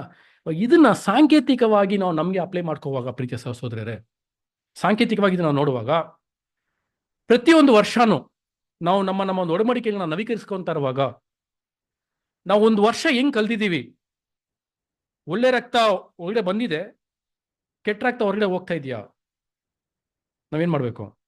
ನಾವು ಯೋಚನೆ ಮಾಡಿ ನೋಡುವಾಗ ಬರುವ ಒಂದು ಒಳ್ಳೆ ರಕ್ತನ ಏನ್ ಮಾಡ್ಕೊಂಡ್ಬಿಟ್ಟಿದೀವಿ, ನಾವು ಕೆಡ್ಸ್ಕೊಂಡು ಇಟ್ಕೊಂಡ್ಬಿಟ್ಟಿದ್ವಿ. ಯಾವಾಗ ನಮ್ಮಲ್ಲಿಂದ ಕೆಟ್ಟ ಗುಣಗಳನ್ನ ನಾವು ಹೊರಗಡೆ ತೆಗೆದು ಹಾಕಿಲ್ಲ ಅಂತ ಹೇಳಿದ್ರೆ, ಆ ರೀತಿಯಲ್ಲಿ ಅದು ಹೊರಗಡೆ ಹೋಗ್ತಾ ಇಲ್ಲ ಅಂತ ಹೇಳಿದ್ರೆ, ಅದನ್ನ ಬಿಡ್ತಾ ಇಲ್ಲ ಅಂತ ಹೇಳಿದ್ರೆ, ಅದನ್ನ ಹಾಗೆ ಮಾಡಿ ನಮ್ಮಿಂದ ತೆಗ್ದಾಕ್ತಾ ಇಲ್ಲ ಅಂತ ಹೇಳಿದ್ರೆ, ಒಳ್ಳೆ ರಕ್ತನೂ ಕೆಡ್ಸುವಂತ ಅಂಗಿನಲ್ಲಿ ಏನಾಕ್ಬಿಡ್ತೀವಿ, ನಾವು ಇರ್ತೀವಿ, ಮರಣಕ್ಕೂ ಪಾಲಾಗಿ ಆಗ್ಬಿಡ್ತೀವಿ. ಪ್ರಿಯ ಸಹೋದರರೇ, ಹೆಬ್ರಿಯರಿಗೆ ಬರೆದ ಪತ್ರಿಕೆಯಲ್ಲಿ ನಿಮಗೆ 10ನೇ ಅಧ್ಯಾಯದಲ್ಲಿ ಬಂದ್ಬಿಟ್ಟು ಅಪೊಸ್ತಲ ಪೌಲ ಹೇಳ್ತಾರಲ್ಲ, ಏನ್ ಹೇಳ್ತಾರೆ? ನೀವು ಸ್ವಾಮಿಯ ರಕ್ತನ ಬಂದ್ಬಿಟ್ಟು ಸಾಮಾನ್ಯವಾಗಿ ಅನ್ನೋದು, ಇಟ್ಸ್ ಅನ್ ಅನ್ಕ್ಲೀನ್ ಥಿಂಗ್, ಪರಿಶುದ್ಧವಾಗಿ ಎಂದು ಎಣಿಸೋದು. ಇದೆಲ್ಲ 2ನೇ ಮರಣಕ್ಕೆ ಸೂಚನೆ ಆಗಿರುವಂತಹ ಒಂದು ಕಾರ್ಯ ಪ್ರೀತಿಯ ಸಹೋದರರೇ. ಯಾಕಂದ್ರೆ ಅದಾದ್ಮೇಲೆ ಬಂದ್ಬಿಟ್ಟು ಯಾವ ವಾಕ್ಯ ಬರ್ತದೆ? ಅದಾದ್ಮೇಲೆ ಯಾವ ವಾಕ್ಯ ಬರ್ತದೆ? ಆ ವಿಷಯನ ಅಪೊಸ್ತಲ ಪೌಲ್ ತಿಳಿಸಿದ ತಕ್ಷಣನೇ ನೆಕ್ಸ್ಟ್ ಯಾವ ವಾಕ್ಯ ಫಾಲೋ ಆಗುತ್ತೆ? ಯಾಕಲ್ವಾ? 10ನೇ ಅಧ್ಯಾಯ ನಿಮಗೆ 28ನೇ ವಚನ ಓದ್ಕೊಂಡ್ ಬಂದ್ರೆ ಅದರ ಒಂದು ಕಂಟಿನ್ಯೂಟಿ ಹೆಂಗ್ ಬರ್ತದೆ, ಆ ಒಂದು ವಿಷಯನ ತಿಳಿಸ್ಬಿಟ್ಟು ಬರ್ತಾರೆ ಅಪೊಸ್ತಲ ಪಾಲ್. ಮೋಶೆನ ಧರ್ಮಶಾಸ್ತ್ರವನ್ನು ಫಾಲೋ ಮಾಡ್ತಾ ಇರೋನಿಗೆ ಬಂದ್ಬಿಟ್ಟು ಅವನ್ನ ಕಲ್ಲೆಡ್ಸೋ ಅವನ್ನ ಕೊಲ್ತಾ ಇದ್ದಾರೆ ಅಂತ ಹೇಳಿದ್ರೆ, ಯೇಸು ಸ್ವಾಮಿಗಳ ಪವಿತ್ರವಾಗಿರುವ ರಕ್ತ ನೀವು ಅಶುದ್ಧವನ್ನು ಎನಿಸಿಕೊಂಡು ಮಾಡು, ಎಷ್ಟೋ ಏನ್ ದಂಡನೆ ಅಂತ ನಿಮಗೆ ಹಂಗೆ ಮುಂದೆ ಮಾತಾಡ್ಕೊಂಡ್ ಬರ್ತಾರೆ. ಜೀವ ಸ್ವರೂಪನಾದ ದೇವರ ಕೈಯಲ್ಲಿ ಸಿಕ್ಕಿ ಬೀಳುವುದು ಎಷ್ಟೋ ಭಯಂಕರವಾಗಿದೆ ಅಲ್ವೇ. ಯಾಕಂದ್ರೆ ನೋಡಿ, ನಾವು ಬಂದ್ಬಿಟ್ಟು ದೇವ್ರ ಬಗ್ಗೆ ನೋಡುವಾಗ ಮುಯಿ ತೀರ್ಸ್ಕೊಳ್ಳುವುದು ಯಾರ ಒಂದು ಕೆಲಸ? ದೇವ್ರ ಕೆಲಸ. ನಮ್ಮ ಹತ್ರ ಮುಯಿ ತೀರ್ಸ್ಕೊಂಡ್ಬಿಡ್ತಾರೆ. He will avenge us. ನಮ್ಮ ಹತ್ರ ಏನ್ ಮಾಡ್ತಾರೆ? ನಾವು ಮಾಡಿರೋ ತಪ್ಪಿಗೆ ಅವ್ರ ಕೈಲೋಗಿ ಸಿಕ್ಕಾಕೊಂಡ್ಬಿಡ್ತೀವಿ. ನಾವು ಯಾವಾಗ ದೇವರ ಕೈಲೋಗಿ ಸಿಕ್ಕಾಕೊಂಡ್ಬಿಡ್ತೀವಿ ನೋಡಿ. ಇವಾಗ ಬಂದ್ಬಿಟ್ಟು ಸ್ವಾಮಿ ಮಧ್ಯದಲ್ಲಿದ್ದಾರೆ ಅಲ್ವಾ. ಸೊ ದೇವರು ನಮ್ಮನ್ನ ಏನ್ ಮಾಡ್ತಾ ಇದ್ದಾರೆ? ನೀತಿವಂತರಂತ ನಮ್ಮನ್ನ ಪರಿಗಣಿಸ್ಕೊಂಡು ನಮ್ಮನ್ನ ಸ್ವಾಮಿಯ ಒಂದು ಹೆಜ್ಜೆ ಚಾಡಿಯಲ್ಲಿ ನಡೆಸೋದು, ನಮಗೆ ಬೇಕಾಗಿರೋ ಒಂದು ಬಲ, ನಮಗೆ ಬೇಕಾಗಿರೋ ಒಂದು ಬೋಧನೆಗಳನ್ನ ಕೊಟ್ಟು ನಮ್ಮನ್ನ ನಡೆಸ್ಕೊಂಡು ಬರ್ತಾ ಇದ್ದಾರೆ ಅಲ್ವೇ. ಬಟ್ ಯಾವಾಗ ನಾವು ಸ್ವಾಮಿಯ ರಕ್ತಕ್ಕೆ ಕೊಡ್ಬೇಕಾಗಿರೋ ಒಂದು ಗೌರವನ ಕೊಡ್ದಿರಾ ಅಂದ್ರೆ, ನಾವು ನಮ್ಮ ಪಾಪಗಳನ್ನ ಬಿಡ್ದಿರಾ ಪಾಪನ ಮಾಡ್ತಾನೆ ಹೋಗ್ತಾ ಇರ್ತೀವಿ ನೋಡಿ. ಒಂದು ಕಾಲಕ್ರಮೇಣದಲ್ಲಿ ನಾವೇನು ಹೇಳ್ತಾ ಇರ್ತೀವಿ ಗೊತ್ತಾ? ಸ್ವಾಮಿಯ ರಕ್ತದಿಂದ ಏನ್ ಪ್ರಯೋಜನನೂ ಇಲ್ಲ. ಸೊ ಅಂದ್ರೆ ಸ್ವಾಮಿನ ಬಿಟ್ಟು ಹೊರಗಡೆ ಬಂದ್ಬಿಟ್ಟಾದ್ಮೇಲೆ ಡೈರೆಕ್ಟ್ ಆಗಿ ದೇವ್ರನ್ನ ಫೇಸ್ ಮಾಡಕ್ಕಾಗತ್ತಾ ನಾವು? ಅದೇ ಜೀವ ಸ್ವರೂಪನಾದ ದೇವರ ಕೈ ಸಿಕ್ಕಿ ಬೀಳುವುದು ಭಯಂಕರವಾದದಂತ ಅಲ್ಲಿ ತಿಳ್ಸ್ಕೊಂಡ್ಬರ್ತಾರೆ ಪ್ರೀತಿಯ ಸಹೋದರರೇ ಅಲ್ವಾ. ಸೊ ನಾವು ಪ್ರತಿಯೊಂದು ದಿನನೂ ಪ್ರೀತಿಯ ಸಹೋದರರೇ, ನಾವು ಯಾವ ರೀತಿಯಲ್ಲಿ ನಮ್ಮನ್ನ ಬಂದ್ಬಿಟ್ಟು ಪರಿಶೋಧಿಸ್ಕೊಂಡು ನೋಡ್ಬೇಕಂತಂದ್ರೆ, ನನ್ನಲ್ಲಿರುವ ಒಂದು ಕೆಟ್ಟ ರಕ್ತ ಹೊರಗಡೆ ಹೋಗ್ತಾ ಇದೆಯಾ ಎಂಬ ಒಂದು ವಿಷಯ ಏನ್ ಮಾಡ್ಬೇಕು. ಯಾಕಂದ್ರೆ ಹಲವಾರು ಟೈಮ್ ನಾವು ಪಾಸ್ ಓವರ್ ಟೈಮಲ್ಲಿ ಬಂದ್ಬಿಟ್ಟು ಕೂತ್ಕೊಂಡು ಯೋಚನೆ ಮಾಡುವಾಗ ನಮ್ಮ ಒಂದು ಗ್ರಾಫ್ ಬಂದ್ಬಿಟ್ಟು, ಇವಾಗ 2 ಬಾರ್ ಇಟ್ಕೊಳ್ಳಿ. ರೆಡ್ ಕಲರ್ ಬಾರ್ ಬಂದ್ಬಿಟ್ಟು ಪಾಪ, ಬ್ಲೂ ಕಲರ್ ಬಾರ್ ಬಂದ್ಬಿಟ್ಟು ಎಲ್ಲ ನಮ್ಮಲ್ಲಿ ಒಳ್ಳೆ ಗುಣಗಳು. ಪ್ರತಿಯೊಂದು ವರ್ಷನೂ ಈ ರೆಡ್ ಕಲರ್ ಬಾರ್ ಯಾವಾಗಲೂ ಹೈಟಲ್ಲಿ ಇರ್ತದೆ. ಯಾವ ಒಂದು ಮನಸ್ಥಿತಿಯಲ್ಲಿ ಇರ್ತೀವಿ ಅಂತ ಹೇಳಿದ್ರೆ, ಆ ಒಂದು ಪಾತ್ರೆಯಲ್ಲಿ ಪಾಲ್ಗೊಂಡಾದ್ಮೇಲೆ ಅಯ್ಯೋ ಇನ್ನೊಂದೆರಡು ಪಾಪನ ಅರಿಕೆ ಮಾಡಕ್ ಬಿಟ್ಬಿಟ್ಟನಲ್ಲ, ನಾನು ಮರ್ತೋಗ್ಬಿಟ್ನಲ್ಲ, ಆ ರೀತಿಯಲ್ಲಿ ಆಗ್ತಾ ಇರ್ತದೆ, ಹೋಗ್ತಾ ಇರ್ತದೆ. ಅಂದ್ರೆ ನಮ್ಮಲ್ಲಿ ಒಳ್ಳೆ ಗುಣಗಳಿಗಿಂತ ಕೆಟ್ಟ ಗುಣಗಳಿಗೆ ಜಾಸ್ತಿ.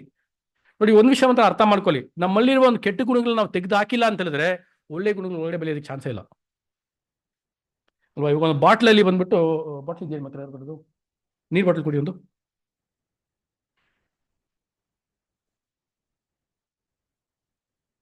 ನೀರೇ ಇಲ್ಲ ಅದ್ರಲ್ಲಿ.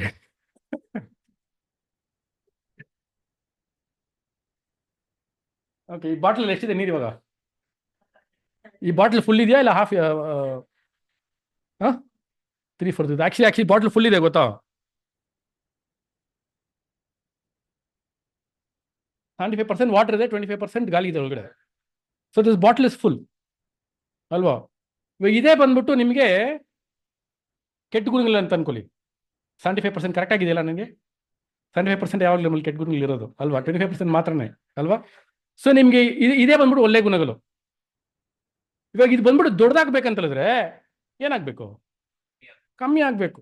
ಸೊ ಹಂಗೆ ನಾವು ಸ್ಥಳ ಕೊಡಬೇಕು. ನಮ್ಮಲ್ಲಿ ಸ್ಥಳ ಇಲ್ಲ ಒಳಗಡೆ ಅಲ್ವಾ. V are not giving space. ನಮ್ಮಲ್ಲಿರುವ ಏನು ಸ್ಥಳ ಕೊಡ್ತಾ ಇಲ್ಲ ಅಂತಂದ್ರೆ ಒಳ್ಳೆ ಗುಣಗಳಿಗೆ ಬೆಳೆಸೋದಕ್ಕೆ ಸ್ಥಳ ಕೊಡ್ತಾ ಇಲ್ಲ. ಹೆಂಗ್ ಸ್ಥಳ ಕೊಡ್ಬೋದು ಅಂತ ಹೇಳಿದ್ರೆ ನಮ್ಮಲ್ಲಿರುವ ಒಂದು ಕೆಟ್ಟಗಳನ್ನ ತೆಗೆದು ಹೊರಗಡೆ ಹಾಕುವ ಮುಖಾಂತರ ನಮ್ಮ ಮನಸ್ಸಿಗೆ ಏನು ಮಾಡ್ಬೋದು, ಸ್ಥಳ ಕೊಡ್ಬೋದು ಅಲ್ವಾ. ಸೊ ಇದೆಲ್ಲ ನಿಮಗೆ ಅನುಭವ ಆಗಿರತ್ತೆ. ನಾವು ಪಾಪನೇ ಮಾಡದೇ ಇರುವಾಗ ನಮ್ಗೆ ಹೆಂಗಿರ್ತದೆ ಒಳಗಡೆ, ಲೈಟಾಗಿ ಫೀಲ್ ಆಗುತ್ತೆ. ಏನು ಗೊತ್ತಷ್ಟೇ ಲೈಟಾಗಿ ಫೀಲ್ ಆಗೋದು, ಏನಿಗೆ ಲೈಟಾಗಿ ಫೀಲ್ ಆಗುತ್ತೆ?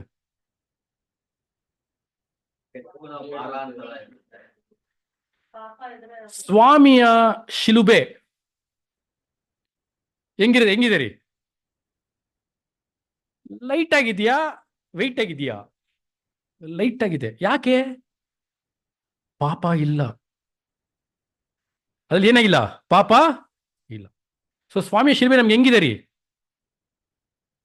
ಸ್ವಾಮಿ ನಮಗೆ ಶಿಲುಬೆನ ಕೊಟ್ಟಾಗ, ತಗೊಳಪ್ಪ ಶಿಲುಬೆನ ತಗೊಂಡು ಫಾಲೋ ಮಾಡ್ಕೊಂಡು ಬಾ ಅಂತ ಹೇಳುವಾಗ ನಮ್ಗೆ ಹೆಂಗಿರುತ್ತೆ ಆ ಶಿಲುಬೆ? ಲೈಟ್ ಆಗಿ ಇರತ್ತೆ ಅಲ್ವಾ. ಇವಾಗ ಹೆಂಗಿದೆ?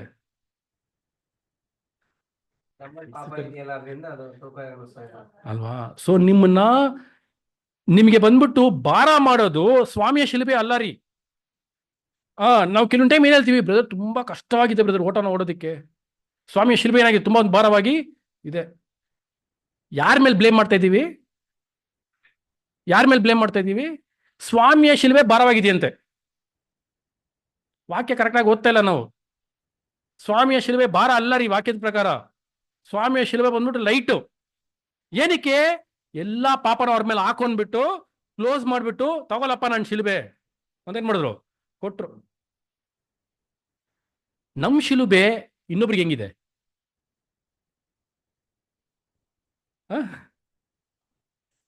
ಎಂತ ಡಬಲ್ ಸ್ಟ್ಯಾಂಡರ್ಡ್ ನೋಡಿದ್ರ ನಮ್ಮಲ್ಲಿ. ಎಂತ ಡಬಲ್ ಸ್ಟ್ಯಾಂಡರ್ಡ್. ಸ್ವಾಮಿ ಹತ್ರ ಮಾತ್ರ ಲೇಟ್ ಆಗಿರೋ ಶಿಲುಬೆ ತಗೊಂತೀವಿ, ಅದನ್ನ ಬೇರೆಯವ್ರಿಗೆ ಕೊಡುವಾಗ ಭಾರವಾಗಿ ಶಿಲುಬೆ ಕೊಡ್ತೀವಿ. ಅಂದ್ರೆ ಏನ್ರಿ, ನನ್ಗೊಂದು ನ್ಯಾಯ, ಇನ್ನೊಬ್ರಿಗೆ ಇನ್ನೊಂದು ನ್ಯಾಯ. ಬಿಡಿ ಬ್ರದರ್ ಪರವಾಗಿಲ್ಲ, ವಾಕ್ಯ ಇದೆಯಲ್ವಾ, ಒಬ್ರು ಭಾರ ಇನ್ನೊಬ್ರು ಭಾರ ಏನ್ ಮಾಡ್ಬೇಕು, ಒಬ್ರು ಭಾರ ಇನ್ನೊಬ್ರು ಏನ್ ಮಾಡ್ಬೇಡು, ಏನ್ ಮಾಡ್ಬೇಕು ತಗೋಬೇಕು, ಒತ್ಲಿ ಬಿಡಿ, ಪರವಾಗಿಲ್ಲ ಅಲ್ವೇ. ಹಿಂಗ್ ಮಾಡ್ತೀವಿ ನಾವು. ಯೂಶಲ್ ಆಗಿ ಏನ್ ಮಾಡ್ತೀವಿ, ಒಂದು ಕಾರ್ಯಗಳನ್ನ ನಮ್ಗೆ ಗೊತ್ತಿಲ್ದ್ರೆ ಒಂದು ಕಾರ್ಯಗಳು ನಡೀತಾ ಇರ್ತೈತೆ, ನಾವು ಯೋಚನೆ ಮಾಡೋದಿಲ್ಲ ಅಷ್ಟೇ. ಯಾಕಂದ್ರೆ ನಾವು ಅಷ್ಟೊಂದು ಸ್ವಾರ್ಥಿಕರಾಗ್ಬಿಟ್ಟಿದೀವಿ. Because we are selfish, we are not able to understand that we are passing on our burden to others. ನಾವು ಸ್ವಾರ್ಥರಾಗಿರೋದ್ರಿಂದ ಇನ್ನೊಬ್ಬರ ಮೇಲೆ ನಮ್ಮ ಭಾರನ ಆಗ್ತಾ ಇದೀವಿ ಅಂತ ನಮ್ಗೆ ಏನಾಗ್ತಾ ಇಲ್ಲ, ನಮ್ಗೆ ಗೊತ್ತಾಗ್ತಾ ಇಲ್ಲ. ಯಾಕೆ ನಾವು ಸ್ವಾರ್ಥರಾಗಿದ್ದೀವಿ, ಇನ್ನೊಬ್ಬರ ಬಗ್ಗೆ ಯೋಚನೆ ಮಾಡೋದಿಲ್ಲ ನಾವು. ನಾನು ಪಾಪ ಮಾಡ್ತಾ ಇದ್ದೆ ನೋಡಿ. ನಿಮಗೆ ಬಂದ್ಬಿಟ್ಟು ಈ ಒಂದು ಏನ್ರಿ ಅದು, ಸಿಸ್ಟರ್ ಕೀರ್ತನೆ 19:12 ಓದಿ ಸಿಸ್ಟರ್.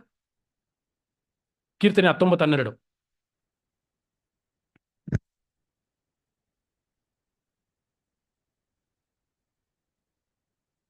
ತನ್ನ ತಪ್ಪುಗಳನ್ನೆಲ್ಲ ತಿಳಿದುಕೊಳ್ಳುವವನು ಯಾವನು?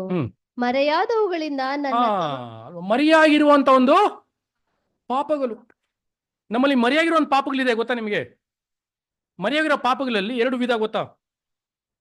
ಮರೆಯಾಗಿರುವಂತ ಪಾಪಗಳಲ್ಲಿ 2 ವಿಧ ಇದೆ ಗೊತ್ತಾ? ಪಾಸ್ಟರ್ ರಸೂಲ್ ಹೇಳ್ತಾರೆ ಇದನ್ನ ಅವ್ರ ರೀಪ್ರಿನ್ಸ್ ಆರ್ಟಿಕಲ್ ಅಲ್ಲಿ. ಒಂದು ಪಾಪ ಹೆಂಗಿದೆ ಅಂತ ಹೇಳಿದ್ರೆ, ಒಂದು ಮರೆಯಾಗಿರೋ ಪಾಪ ಹೆಂಗೆ ಅಂತ ಹೇಳಿದ್ರೆ, ಕೆಲವೊಂದು ಪಾಪ ನಮ್ಮಲ್ಲಿ ಇದೆ, ನಮಗೆ ಗೊತ್ತಾಗ್ತಾ ಇಲ್ಲ. ನಮಗೆ ಮರೆಯಾಗ್ಬಿಟ್ಟಿದೆ, ನಮಗೆ ಗೊತ್ತಾಗ್ತಾ ಇಲ್ಲ ಅದು ಪಾಪ ಅಂತ ಹೇಳ್ಬಿಟ್ಟು ಅಂತ. ನಮ್ಮಲ್ಲಿ ಏನಾಗ್ಬಿಟ್ಟಿದೆ, ಅದು ಸೀಕ್ರೆಟ್ ಆಗಿ ಮರೆಯಾಗಿ ಇದೆ. ಇನ್ನೊಂದು ಕೆಲವೊಂದು ಪಾಪ ಇದೆ, ಅದು ಹೆಂಗಿದೆ ಅಂತ ಹೇಳಿದ್ರೆ, ನಾವು ಮಾಡ್ತಾ ಇರೋದು ಪಾಪ ಅಂತ ನಮ್ಗೆ ಗೊತ್ತು, ಅದನ್ನ ನಾವು ಬೇರೆಯವ್ರ ಹತ್ರ ಮರೆ ಮಾಡ್ಕೊಂಡು ಇಟ್ಕೊಂಡ್ಬಿಟ್ಟಿದ್ದೀವಿ ನಮ್ಮ ಒಳಗಡೆ. ಇವಾಗ ನಾನು ನಿಂತ್ಕೊಂಡು ನಾನು ಮಾತಾಡ್ತಾ ಇದ್ದೀನಿ ಅಲ್ವಾ, ನೀವು ನನ್ನ ಬಗ್ಗೆ ಏನಂತ ಯೋಚನೆ ಮಾಡ್ಕೊಂಡು ಇಟ್ಕೊಂಡಿರ್ತೀರಾ?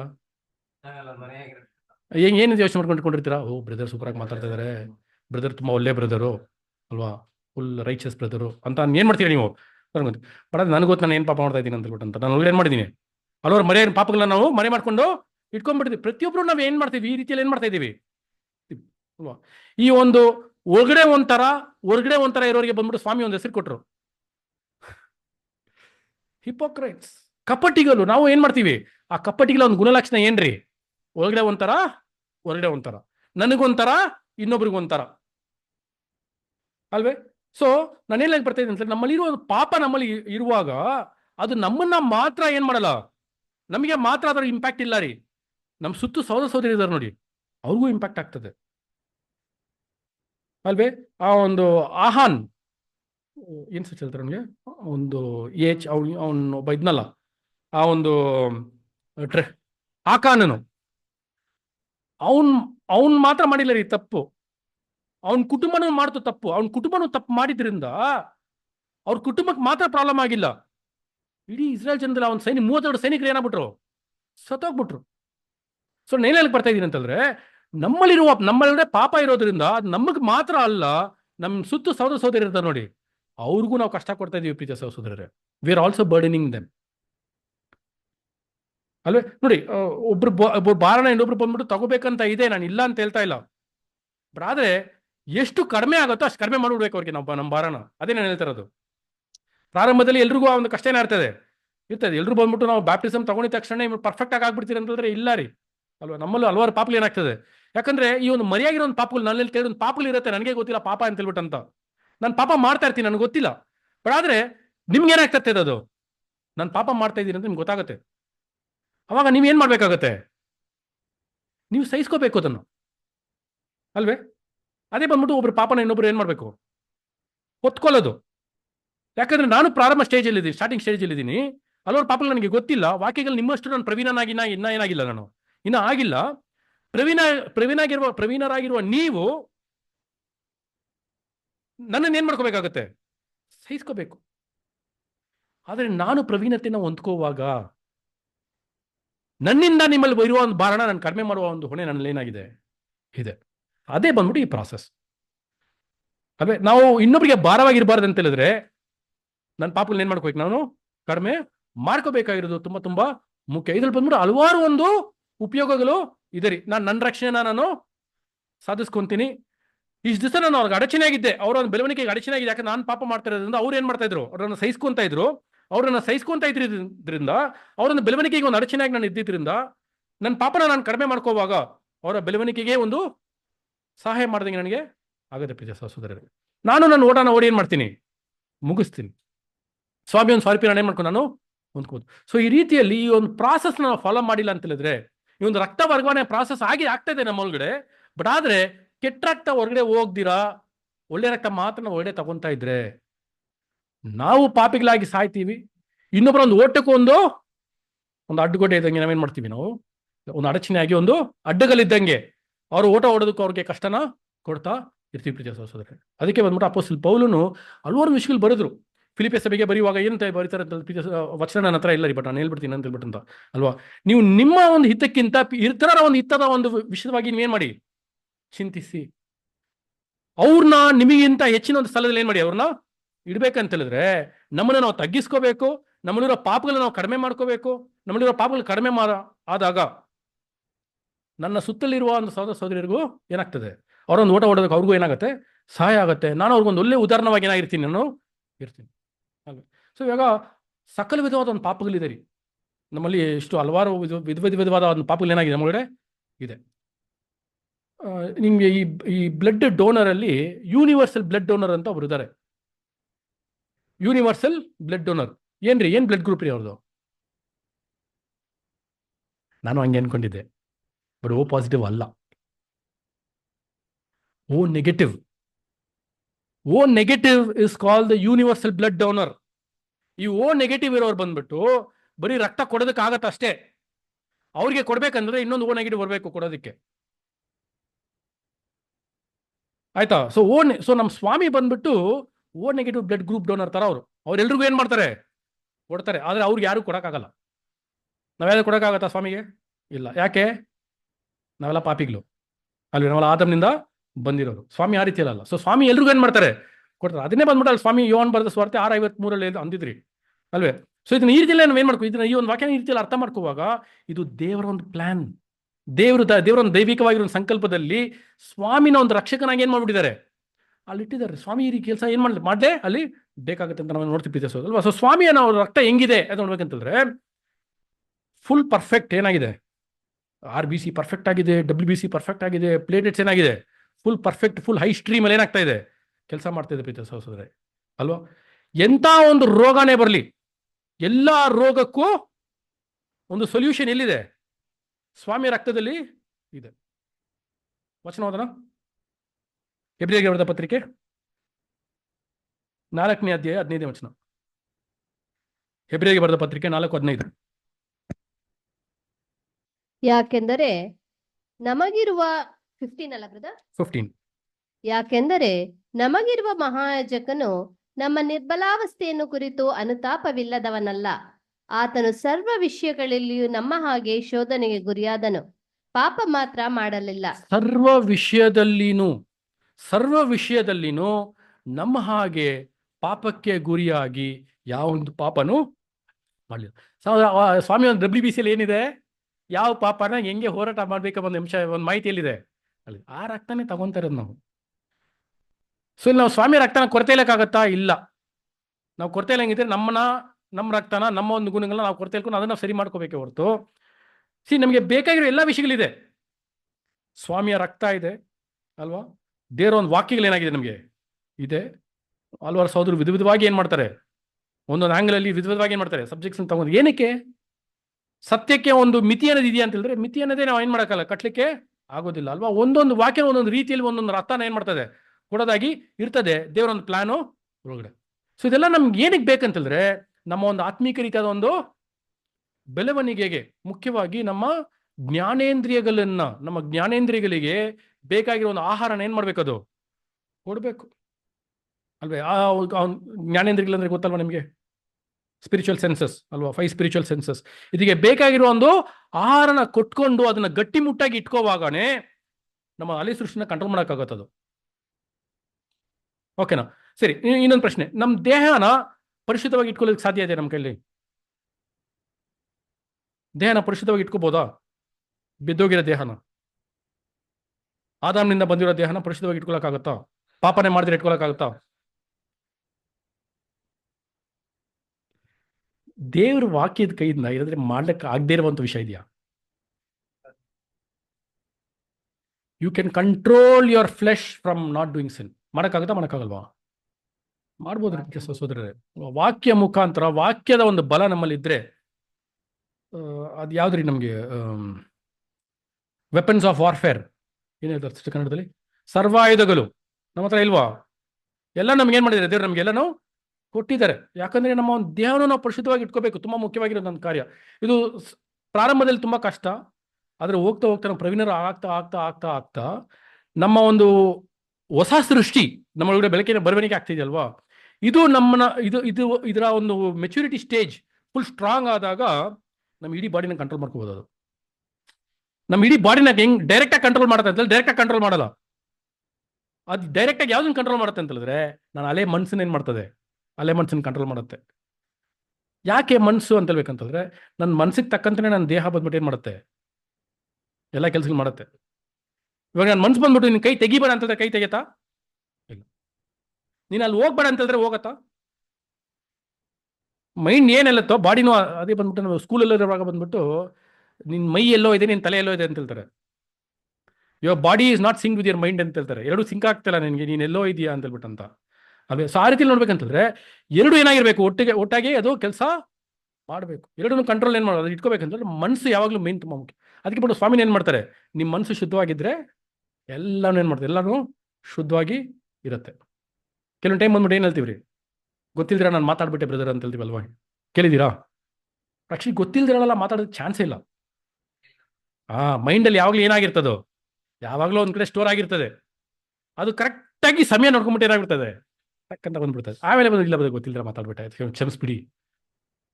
ಮನಸ್ಸಲ್ಲಿ ಏನಿದೆಯೋ, out of the abundance of your heart the mouth speaker ಅಂತ ಹೇಳ್ಬಿಟ್ಟು ಏನ್ ಮಾಡ್ತಾರೆ ಸ್ವಾಮಿ, ಹೇಳ್ಬಿಟ್ಟು ಯಾವ್ದು ಗೊತ್ತಿಲ್ಲದಲ್ಲ ಮಾತಾಡೋದು. ಲೋಕದಲ್ಲಿ ಇರೋರು ಹೇಳ್ತಾರೆ, ಆ ಲೋಕದಲ್ಲಿ ಇರೋರ ಒಂದು ಪತಿ ನಾವು ಏನ್ ಮಾಡ್ತೀವಿ, ನಾವು ಅದನ್ನ ಹೇಳ್ತೀವಿ. ಬಟ್ ಆದ್ರೆ ನಮ್ನ ಏನ್ ಮಾಡೋಕ್ಕಾಗಲ್ಲ, ನಮ್ನ ಏಮಾರ್ಸೋದಕ್ಕಾಗೋದಿಲ್ಲ ಅಲ್ವ. ಯಾಕೆ ಮತ್ತೆ ನಮ್ಗೆ ಏನಾಗಿದೆ, ದೇವರ ಒಂದು ವಾಕ್ಯ ಇದೆ, ದೇವ್ರ ವಾಕ್ಯನ ಇಟ್ಕೊಂಡು ಏನ್ ಮಾಡೋಕ್ಕಾಗಲ್ಲ, ಯಾರು ಏನೋ ಏಮಾರ್ಸ್ಕೊಳ್ಳೋದಕ್ಕೆ ಆಗೋದಿಲ್ಲ. ಆ ದೇವ್ರ ವಾಕ್ಯ ಇಂಥದ್ದಂತ ತಿಳ್ಕೊಂಡಾದ್ಮೇಲೆ ನೀವೇ ಅನ್ಕೊಂಡಿರ್ತೀರ, ನನ್ನನ್ನೇ ಏಮಾರ್ಸ್ಕೊಂಡಿದ್ದೀನಿ ಅಂತ ಹೇಳ್ಬಿಟ್ಟಂತ. ಸರಿನಾ? ಸೊ ನನ್ನನ್ನ ನಾನೇ ಸರಿಪಡಿಸ್ಕೊಂಡಿಲ್ಲ ಅಂತ ಹೇಳಿದ್ರೆ, ನನಗೆ ನಾನೇ ಶಿಕ್ಷಿಸ್ಕೊಂಡಿಲ್ಲ ಅಂತ ಹೇಳಿದ್ರೆ, ನಾನು ಮಾಡೋ ಪಾಪ ನನಗೆ ಶಿಕ್ಷಿಸ್ಕೊಂಡಿಲ್ಲ ಅಂತ ಹೇಳಿದ್ರೆ, ನನ್ನ ಯಾರು ಶಿಕ್ಷಿಸ್ತಾರೆ? ಸ್ವಾಮಿ ಶಿಕ್ಷಿಸ್ತಾರೆ. ನೆಕ್ಸ್ಟ್ ಸ್ವಾಮಿ ಏನಾಗ ನನ್ನ ಶಿಕ್ಷಿಸ್ತಾರೆ, ಲೋಕದಲ್ಲಿ ಇವನು ನ್ಯಾಯ ತೀರ್ಪು ಹೊಂದ್ಕೋಬಾರ್ದು ಅನ್ನೋದಕ್ಕೋಸ್ಕರ ಏನ್ ಮಾಡ್ತಾರೆ, ನನ್ನ ಸ್ವಾಮಿ ನನ್ನ ಶಿಕ್ಷಿಸ್ತಾರೆ.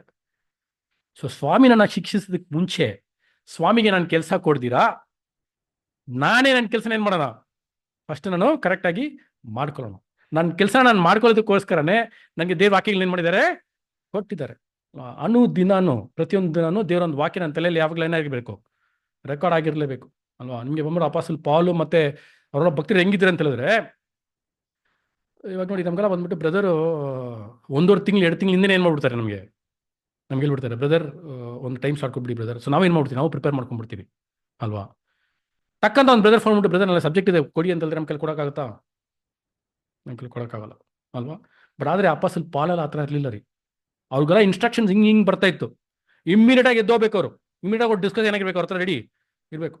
ಹೋಗ್ಬಿಟ್ಟು ಸೆರೆಮನಿಲಿ ಇರೋರಿಗೆ ಎಲ್ರಿಗೂ ಹೋಗಿ ಏನು ಮಾಡು, ದೇವರ ವಾಕ್ಯನ ಶುಭ ಸಂದೇಶ ಏನು ಮಾಡು ನೀನು ಕೊಡಿ ಅಂತ ನಾವು ಇಮ್ಮಿಡಿಯೇಟ್ ಕೊಡಬೇಕಾಗಿತ್ತಲ್ಲ. ಅವ್ರು ಬಂದ್ಬಿಟ್ಟು ಅಲ್ಲಿ ಎಕ್ಸ್ಕ್ಯೂಸ್ ಎಲ್ಲ ಹೇಳಕ್ಕೆ ಆಗ್ತಾ ಇರಲಿಲ್ಲ. ಏನು ನೀವು ಲಾಸ್ಟ್ ಮಿನಿಟಲ್ಲಿ ಬಂದು ಹೇಳ್ತಾ ಇದ್ದಾರೆ ಹಿಂಗೋ ಕೊಡೋದಂತೆಲ್ಲ ಇಲ್ಲ ಕತೆಗಳು. ಏನಕ್ಕೆ ಅವ್ರು ಯಾವಾಗಲೂ ಅವ್ರ ಮನಸ್ಸಲ್ಲಿ ಏನಿತ್ತು ರೀ, ದೇವ್ರ ವಾಕ್ಯಗಳು ರೆಡಿಯಾಗಿತ್ತು ಅವ್ರ ಮನಸ್ಸಲ್ಲಿ. ಅವರು ಅದ್ರ ಬಗ್ಗೆ ಮಾತ್ರನೇ ಯೋಚನೆ ಮಾಡ್ತಾ ಇದ್ರು, ಬೇರೆ ಯಾವ್ದ್ರ ಬಗ್ಗೆ ಅವ್ರ ತಲೆಯಲ್ಲಿ ಇರಲಿಲ್ಲ ಅವ್ರಿಗೆ. ಸೊ ದೇವ್ರ ವಾಕ್ಯಗಳು ನಮ್ಮ ರೀತಿಯಲ್ಲಿ ಆ ತಲೆಯಲ್ಲಿ ಆ ರೀತಿಯಲ್ಲಿ ಇದ್ರೆ ಪ್ರೀತಿಯ ಸಹೋದರರೇ, ನಾವೇನ್ ಮಾಡ್ಬೋದು, ಇಮ್ಮಿಡಿಯೇಟ್ ಆಗಿ ಏನೇ ಒಂದು ಪಾಪದ ಒಂದು ವಿಷಯ ನಮ್ಮ ಹತ್ರ ಬಂದಾಗ್ಲೂ ಇಲ್ಲ ನಾವು ಅದ್ರ ಹತ್ರ ಹೋಗುವಾಗ್ಲೂ ನಮ್ನೇನ್ ಮಾಡ್ತಾ ಇದ್ದೀವಿ, ಇಮ್ಮಿಡಿಯೇಟ್ ಆಗಿ ನಮ್ಮನ್ನ ಸ್ಟಾಪ್ ಮಾಡುತ್ತೆ ಪ್ರೀತಿಯ ಸಹೋದರರೇ. ಸೊ ಹಿಂಗ್ ಮಾಡ್ಬೇಕಂತ ಹೇಳಿದ್ರೆ ಪ್ರತಿಯೊಂದು ದಿವಸನೂ ಬ್ಲಡ್ ಟ್ರಾನ್ಸ್ಫ್ಯೂಷನ್ ಪ್ರಾಸೆಸ್ನ ನಡೆಸ್ತಾ ಇರಬೇಕು. ನಡೆಸೋದಕ್ಕೆ ನಾನು ಅನುಮತಿ ಕೊಡ್ಬೇಕು. ಫಸ್ಟು ನಾನೇನ್ ಮಾಡ್ಬೇಕು, ನಾನು ಅನುಮತಿ ಕೊಡ್ಬೇಕು. ಒಂದು ವಾಕ್ಯ ಇದೆಯಲ್ವಾ, ದೇವರ ಒಂದು ವಾಕ್ಯ ಅದರ ಕೆಲಸನ ಮುಗಿಸ್ದಿರ ಏನ್ ಮಾಡಲ್ಲ, ಅದು ವಾಪಸ್ ಏನ್ ಮಾಡಲ್ಲ, ಬರೋದಿಲ್ಲ ಅಂತ ಬಿಟ್ಟಂತ. ಅದು ಯಾವಾಗ ಮಾತ್ರ ಸಾಧ್ಯ ಆಗುತ್ತಾ, ನಾವು ಅದನ್ನ ಅಕ್ಸೆಪ್ಟ್ ಮಾಡ್ಕೊಂಡು ಅದನ್ನ ಅದನ್ನ ನಮ್ಮ ಒಳ್ಳೆ ಕೆಲಸ ಮಾಡೋದಕ್ಕೆ ಬಿಟ್ಟಾಗ ಮಾತ್ರ ಸಾಧ್ಯ ಪ್ರೀತಿಯ ಸಹೋದರರೇ. ಯಾಕೆ ಇದು ಬಂದ್ಬಿಟ್ಟು ಒಂದು ತಪ್ಪಾದ ಒಂದು ಅರ್ಥನ ಏನ್ ಮಾಡ್ಕೊಂಡಿದೀವಿ, ನಾವು ಇಟ್ಕೊಂಡಿದೀವಿ. ಆ ದೇವ್ರು ಕಾಪಾಡ್ತಾರೆ ಅಂತ ಬಿಟ್ಟಂತ. ಇಲ್ಲ ರೀ, ದೇವ್ರು ಕಾಪಾಡ್ತಾರೆ, ನಾನು ಕೆಲಸನ ನಾನು ಮಾಡ್ಬೇಕು. ಫಸ್ಟು ನಾನು ಏನ್ ಮಾಡ್ಬೇಕು, ಪ್ರಯಾಸನ ಪಡ್ಬೇಕು. ನಾನು ಒಂದೇ ಹೆಜ್ಜೆ ತೆಗೆದಿಡುವಾಗ ದೇವ್ರು ನನಗೋಸ್ಕರ 3 ಹೆಜ್ಜೆ ತೆಗೆದಿಡ್ತಾರೆ. ನಾವು ಒಂದೇ ಹೆಜ್ಜೆನೂ ಹಾಕೊಂಡು ತೆಗೆದಿಡಿದ ಕಡಿಲ್ಲ ಅಂತಂದ್ರೆ ನೀನು ಹೋಗೋಣ, ನಾನು ಬೇರೆ ನೋಡ್ಕೊಂತ ಏನ್ ಮಾಡ್ತಾರೆ, ದೇವರು ಕಳ್ಸ್ಬಿಡ್ತಾರೆ ಅಷ್ಟೇ. ನೋಡ್ತಾರೆ ಅಷ್ಟೇ. ಎಲ್ಲದಕ್ಕೂ ಒಂದು ಮಿತಿ ಏನಾಗಿದೆ, ಎಲ್ಲದಕ್ಕೊಂದು ಮಿತಿ ಅನ್ನೋದು ಇದೆ. ಆ ಮಿತಿ ಒಳಗಡೆ ಏನ್ ಮಾಡ್ಬೇಕು, ನಾವು ಮಿತಿ ಒಳಗಡೆ ನಾವು ತುಂಬಾ ಜಾಗ್ರತೆಯಿಂದ ತಿಳ್ಕೊಂಡು ಆ ಮಿತಿಯಲ್ಲಿ ನಮ್ಮ ಕೆಲಸನ ಮಾಡ್ಕೊಂಡು ಮುಗಿಸ್ಕೊಂಡ್ಬಿಡ್ಬೇಕು. ಇಸ್ರೇಲ್ ಜನರಿಗೂ ದೇವ್ರ ಒಂದು ಮಿತಿ ಕೊಟ್ರಲ್ವಾ, ಅದಾದ್ಮೇಲೆ ಏನ್ ಮಾಡಿದ್ರು ದೇವರು, ಅಷ್ಟೇ ನೀನು ಹೋಗಿ, ನೀನು ಅಷ್ಟೇ, ನೀನು ಏನ್ ಮಾಡೋಕ್ಕಾಗಲ್ಲ, ನಿನ್ನ ತಿದ್ಸೋದಕ್ಕೆ ಆಗೋದಲ್ಲ. ಬಟ್ ನೀನ್ ಹೆಂಗ್ ತಿದ್ದಿಸ್ಬೇಕಂತ ನನಗೆ ಗೊತ್ತು. ಹೆಂಗ್ ತಿದ್ದಿಸಿದ್ರು ಅವ್ರನ್ನ, ಅವ್ರ ದಾರಿಯಲ್ಲಿ ಅವ್ರನ್ನ ಬಿಟ್ಬಿಟ್ರು ಹೋಗೋದಕ್ಕೆ. ಅವ್ರ ದಾರಿಯಲ್ಲಿ ಅವ್ರನ್ನ ಬಿಟ್ಬಿಟ್ಟು ಅದರಿಂದ ಬರೋ ಒಂದು ಫಲಗಳನ್ನ ನೀವು ಅದ್ರ ಉಣ್ಣುವಾಗ ನಿಮಗೆ ಗೊತ್ತಾಗ್ತದೆ ಯಾವ ಒಂದು ದಾರಿಯಲ್ಲಿ ನಾನು ಇರಬೇಕಾಗಿತ್ತು ಅಂತ ಹೇಳ್ಬಿಟ್ಟಂತ. ಅದೆಲ್ಲ ಯೋಚನೆ ಮಾಡ್ಬಿಟ್ಟು ಆಮೇಲೆ ತುಂಬಾ ಬೇಜಾರು ಪಡ್ಕೊಂಡ್ಬಿಡ್ತಾರೆ ಇಸ್ರೇಲ್ ಜನರು. ಇಷ್ಟೆಲ್ಲ ನಿಮ್ಮನ್ನ ನೋವು ಪಡಿಸ್ಬಿಟ್ಟಿಲ್ಲ ದೇವ್ರೆ ಅಂತ ಹೇಳ್ಬಿಟ್ಟಂತ. ಇಷ್ಟೆಲ್ಲ ನಿಮ್ಗೆ ಏನ್ ಮಾಡೋದು ನಾವು ನೋವು, ಬಟ್ ಇಷ್ಟೆಲ್ಲ ನಿಮ್ಮನ್ನ ಬಂದ್ಬಿಟ್ಟು ರೇಗಿಸಿದೀವಿ ನಾವು ಇಂಥ ಒಂದು ಕಾರ್ಯಗಳನ್ನ ಮಾಡ್ಬಿಟ್ಟು ಅಂತ ಹೇಳ್ಬಿಟ್ಟು ಏಷ್ಯನ್ದ ಬರೆದ ಪ್ರವಾದನೆ ಗ್ರಂಥದಲ್ಲಿ ಇದನ್ನೆಲ್ಲ ಬಂದ್ಬಿಟ್ಟು ಮಾತಾಡ್ಕೊಂಡ್ ಬರ್ತಾರೆ. ಅದಿನ್ನ ನೆರವೇರಿಲ್ಲ, ಅದಿನ್ನ ಒಂದು ಪ್ರವಾದನೆ ಮಾತಾಗಿ ಏನಾಗಿದೆ ಇದೆ. ಸೊ ಆ ರೀತಿ ದೇವರು ಬಂದ್ಬಿಟ್ಟು ಅವ್ರ ಮೇಲೆ ತುಂಬಾ ಬೇಜಾರು ಪಡ್ಬಿಡ್ತಾರೆ. ಇಂಥ ಒಂದು ಜನರಿಗೆ ನಾನು ಕೈ ಕೊಟ್ಬಿಟ್ಟು ನಡೆಸಿದೆ ಅಂದ್ಬಿಟ್ಟೆಲ್ಲ ಏನ್ ಮಾಡ್ಬಿಡ್ತಾರೆ, ಬೇಜಾರು ಪಡ್ಕೊಂಡ್ಬಿಡ್ತಾರೆ. ಆ ರೀತಿಯಲ್ಲಿ ನಾವು ಅವ್ರನ್ನ ಏನ್ ಮಾಡ್ಬಾರ್ದು, ಬೇಜಾರು ಪಡಿಸ್ಬಾರ್ದು. ಯಾಕಂದ್ರೆ ನಾನು ಪಾಪ ಮಾಡ್ತಾ ಇದ್ದೀನೋ, ಯಾರಿಗೆ ಬೇಜಾರಾಗ್ತಾ ಇದೆ, ಸ್ವಾಮಿ ಬೇಜಾರಾಗ್ತಾ ಇದೆ, ದೇವ್ರಿಗೆ ಏನಾಗ್ತಾ ಇದೆ, ಬೇಜಾರಾಗ್ತಾ ಇದೆ. ಯಾವ ಮನ್ಸಲ್ಲಿ ನಾನು ಪಾಪ ಮಾಡ್ತಾ ಇದ್ದೀನಿ, ಬೇಕಂತ ಸಂತೋಷವಾಗಿ ಭಯನೇ ಇಲ್ದಿರಾ, ದೇವ್ರ ವಾಕ್ಯದ ಮೇಲೆ ಭಯನೇ ಇಲ್ದಿರಾ ನಾನು ಪಾಪ ಮಾಡ್ತಾ ಇದ್ದೀನ, ಅದು ತುಂಬಾ ಭಯಂಕರವಾಗಿರುವಂತ ಪಾಪ. ಕೆಲವೊಂದು ಟೈಮ್ ಟ್ರೈ ಮಾಡಿರ್ತೀವಿ, ಬಟ್ ಆದ್ರೆ ಏನ್ ಮಾಡಕ್ಕಾಗಲ್ಲ, ಸೋತ ಬಿಡ್ತೀವಿ. ದೇವ್ರ ಅದನ್ನ ಏನ್ ಮಾಡಲ್ಲ ರೀ, ಪಾಪ ತನ್ಸಲ್ಲ. ಓಕೆ, ಟ್ರೈ ಮಾಡಿದ್ದಾನೆ, ನೆಕ್ಸ್ಟ್ ಟೈಮ್ ಮತ್ತೆ ಅದನ್ನೇ ಕೊಡ್ತಾರೆ. ನೆಕ್ಸ್ಟ್ ಟೈಮ್ ಅದೇ ಪಾಪನ ಏನ್ ಮಾಡ್ತಾರೆ, ಕೊಡ್ತಾರೆ. ಫಸ್ಟ್ ಟೈಮ್ ಬಂದ್ಬಿಟ್ಟು 20% ಟ್ರೈ ಮಾಡಿರ್ತೀನಿ, ನೆಕ್ಸ್ಟ್ ಟೈಮ್ ಅದನ್ನ ಕೊಡುವಾಗ 40% ಟ್ರೈ ಮಾಡಿರ್ತೀನಿ. ಅವಾಗಲೂ ದೇವ್ರದನ್ನ ಪಾಪ ಅಂತ ಅನ್ಸೋದಿಲ್ಲ ರೀ. ಮತ್ತೆ ಅದೇ ಪಾಪನ ಕೊಡ್ತಾರೆ, ಅಂದ್ರೆ ಅದೇ ಒಂದು ಕಷ್ಟನ ಅನುಮತಿ ಮಾಡ್ತಾರೆ. 75% ಏನ್ ಮಾಡ್ತೀನಿ. ಸೊ ಈ ಒಂದು ಟೈಮ್ ಗ್ಯಾಪ್ ಇದೆ ಗೊತ್ತಾ, ಏನಾಗ್ತಾ ಇದೆ ಟೈಮ್ ಗ್ಯಾಪ್ ಅಲ್ಲಿ ಇಂಪ್ರೂವ್ಮೆಂಟ್ಸ್ ಹೆಂಗ್ ಇಂಪ್ರೂವ್ ಆಗುತ್ತೆ, ದೇವ್ರ ವಾಕ್ಯ. ಅದಕ್ಕೆ ಬಂದ್ಬಿಟ್ಟು ಯಾವಾಗಲೂ ರಾಜು ಬ್ರದರ್ ಆಗ್ಲಿ ಇಲ್ಲ ಯಾರೇ ಆಗ್ಲಿ ಪ್ರೀತಿಯ ಸಹೋದರರು ಏನ್ ಹೇಳ್ತಾ ಇರ್ತಾರೆ, ಡೈಲಿ ಕ್ಲಾಸಸ್ ಅದಕ್ಕೆ ಹೇಳೋದು, ಬಟ್ ಡೈಲಿ ಜಾಯ್ನ್ ಆಗಿ ಅಂತ ಅದಕ್ಕೆ ಹೇಳೋದು, ಡೈಲಿ ಎವನಿಬನ್ನ ಓದಿ, ವಾಲ್ಯೂಮ್ ಸ್ಟಡಿ ಮಾಡಿ, ಅಲ್ವೇ ಧ್ಯಾನ ಮಾಡಿ, ಬೈಬಲ್ನ ಧ್ಯಾನ ಮಾಡಿ. ಯಾಕಂದ್ರೆ ಕೀರ್ತನೆ 1 ಬಂದ್ಬಿಟ್ಟು ಸುಮ್ಮನೆ ಬರ್ದಿಟ್ಟಿಲ್ಲ. ಕೀರ್ತನೆ 1ನ ಬರೆಯುವಾಗ ದಾವೀದನ ಒಂದು ಕೀರ್ತನೆ ಗ್ರಂಥ, ಮೊದಲನೇ ಕೀರ್ತನೆ ಗ್ರಂಥ ಬರೆಯುವಾಗ ಅದ್ರಲ್ಲಿ ಎಷ್ಟೊಂದು ಅರ್ಥ ಆಗಿದೆ ಗೊತ್ತಾ. ಹಗಲಿರಲು ಅದನ್ನ ಧ್ಯಾನ ಮಾಡುವವನು ಹೆಂಗಿರ್ತಾನೆ ಅಂತ ಹೇಳ್ಬಿಟ್ಟು ಏನ್ ಮಾಡಿದೆ ಅದರಲ್ಲಿ, ಅದು ನಮಗೆ ಕೊಟ್ಟಿದೆ ಪ್ರೀತಿ. ಸೊ ಇದನ್ನ ನಾವು ಹಗಲಿರಲು ನಾವು ಧ್ಯಾನ ಮಾಡ್ತಾ ಇರುವಾಗ ಈ ಪ್ರಾಸೆಸ್ ಅಲ್ಲಿ ಏನ್ ಮಾಡ್ಬೋದು, ನಾವು ಈ ಪ್ರಾಸೆಸ್ ಅಲ್ಲಿ ಕಂಟಿನ್ಯೂ ಮಾಡ್ಕೊಂಡು ಹೋಗ್ಬೋದು. ಒಂದು ಸಲ ಇನ್ನೊಂದು ಸಲ ದೇವ ಸ್ವಾಮಿ ಏನು ಮಾಡ್ತಾರೆ, ಇವಾಗ ನಿನ್ಗೆ ಏನಾಗ್ಬಿಡ್ತು, ನಿಲ್ಲಿರುವ ಒಂದು ಪಾಪ ಏನಾಗ್ಬಿಟ್ಟಿದೆ, ಹೋಗ್ಬಿಟ್ಟಿದೆ, ನಿನ್ಗೆ ಇಲ್ಲಿ ನಿನ್ ಕೆಲಸ ಇಲ್ಲ, ನೀನಿಲ್ಲ ಆಯ್ತಾ, ನೀನೇನು ಮಾಡು, ಎದ್ದು ಬಂದ್ಬಿಡು.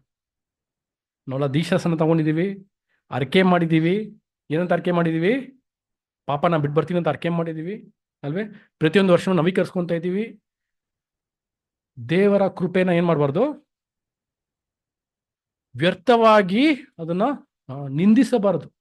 Do not abuse God's mercy. ಇದು ಎರಡು ರೀತಿಯಲ್ಲಿದೆ ಗೊತ್ತಾ, ದೇವರ ಒಂದು ಕೃಪೆನ ನಿಂದನೆ ಮಾಡೋದು ಬಂದ್ಬಿಟ್ಟು ಎರಡು ರೀತಿಯಲ್ಲಿದೆ. ಒಂದು ಬಂದ್ಬಿಟ್ಟು ಯೋನ ಮಾಡಿದ್ರಲ್ಲ, ಯೋನ ಮಾಡಿದ ರೀತಿಯಲ್ಲಿ ಒಂದಿದೆ. ಇನ್ನೊಂದು ಬಂದ್ಬಿಟ್ಟು ಕೃಪೆ ಇರೋದು ಪಾಪನ ಹೆಚ್ಚಿಸ್ಕೊಳ್ಳೋದಕ್ಕೋಸ್ಕರ ಅಲ್ಲ, ಪಾಪನ ಕಡಿಮೆ ಮಾಡೋದಕ್ಕೋಸ್ಕರ. ನಾವು ಅದನ್ನ ಹೆಚ್ಚಿಸ್ಕೊಂಡೇ ಹೋದ್ರೆ ದೇವ್ರ ಕೃಪೆನ ನಿಂದಿಸ್ತಾ ಇದ್ದೀವಿ ಅಲ್ವೇ? ಯೋನ ಮಾಡಿದ್ ಬಂದ್ಬಿಟ್ಟು ದೇವ್ರ ಕೃಪೆ ನನಗೆ ಮಾತ್ರ ಸಾಕು, ನಾನು ಅವ್ರಿಗೆ ಹೋಗೋದಕ್ಕೆ ಬಿಡೋದಿಲ್ಲ. ಅಂದ್ರೆ ಅವರು ದೇವರೊಂದು ಕೃಪೆನ ನೋಡಿ ಭಯ ಪಟ್ಟರು. He feared God's mercy because he did not want anything good to happen to his enemy nation ಅಲ್ವಾ? ಅವರ ಒಂದು ಶತ್ರುವಾಗಿರುವಂತ ಒಂದು ನಿನವೆ ಜನರಿಗೆ ಯಾವುದೇ ಒಂದು ಒಳ್ಳೇದಾಗಬಾರ್ದು. ನಾನು ನೆನವೆಗೆ ಹೋಗ್ಬಿಟ್ರೆ ಅಲ್ಲಿ ದೇವ್ರ ವಾಕ್ಯ ಸಾರ್ಬಿಟ್ರೆ ಇವ್ರು ಏನ್ ಮಾಡ್ಬಿಡ್ತಾರೆ, ಮನ ತಿರುಗಿಬಿಡ್ತಾರೆ. ದೇವ್ರವ್ರ ಮೇಲೆ ಬರುವಂತ ಒಂದು ಕೋಪನ ಏನ್ ಮಾಡ್ಬಿಡ್ತಾರೆ, ಸ್ಟಾಪ್ ಮಾಡ್ಬಿಡ್ತಾರೆ. ಸೊ ಇದು ಯೋನ ಮಾಡಿದ ತಪ್ಪು. ಇದನ್ನ ಏನ್ ಮಾಡ್ಬಾರ್ದು, ನಾವು ಮಾಡಬಾರ್ದು. ಎರಡನೇದು ಏನ್ ಮಾಡ್ಬಾರ್ದು ಅಂತಂದ್ರೆ, ದೇವರ ಕೃಪೆನ ಬಂದ್ಬಿಟ್ಟು ನಾವು ಯಾವ ರೀತಿ ನಿಂದಿಸ್ತೀವಿ ಅಂತಂದ್ರೆ, ಪಾಪ ಮೇಲೆ ಪಾಪ ಮಾಡ್ಕೊಂಡು ಹೋಗ್ತಿರ್ತೀವಿ. ಏನಕ್ಕೆ? ದೇವ್ರ ಕೃಪೆ ಇದೆಯಲ್ಲ, ಗಾಡ್ಸ್ ಮರ್ಸಿ ಇಸ್ ದೇರ್. ಪಾಪ ಮಾಡ್ಬಿಟ್ಟು ಕೃಪಾಸನದ ಹೋಗಿ ನಿಂತ್ಕೊಂಡ್ಬಿಡೋದು, ಪಾಪ ಮಾಡ್ಬಿಟ್ಟು ಕೃಪಾಸನದ ಹೋಗಿ ನಿಂತ್ಕೊಂಡ್ಬಿಡೋದು.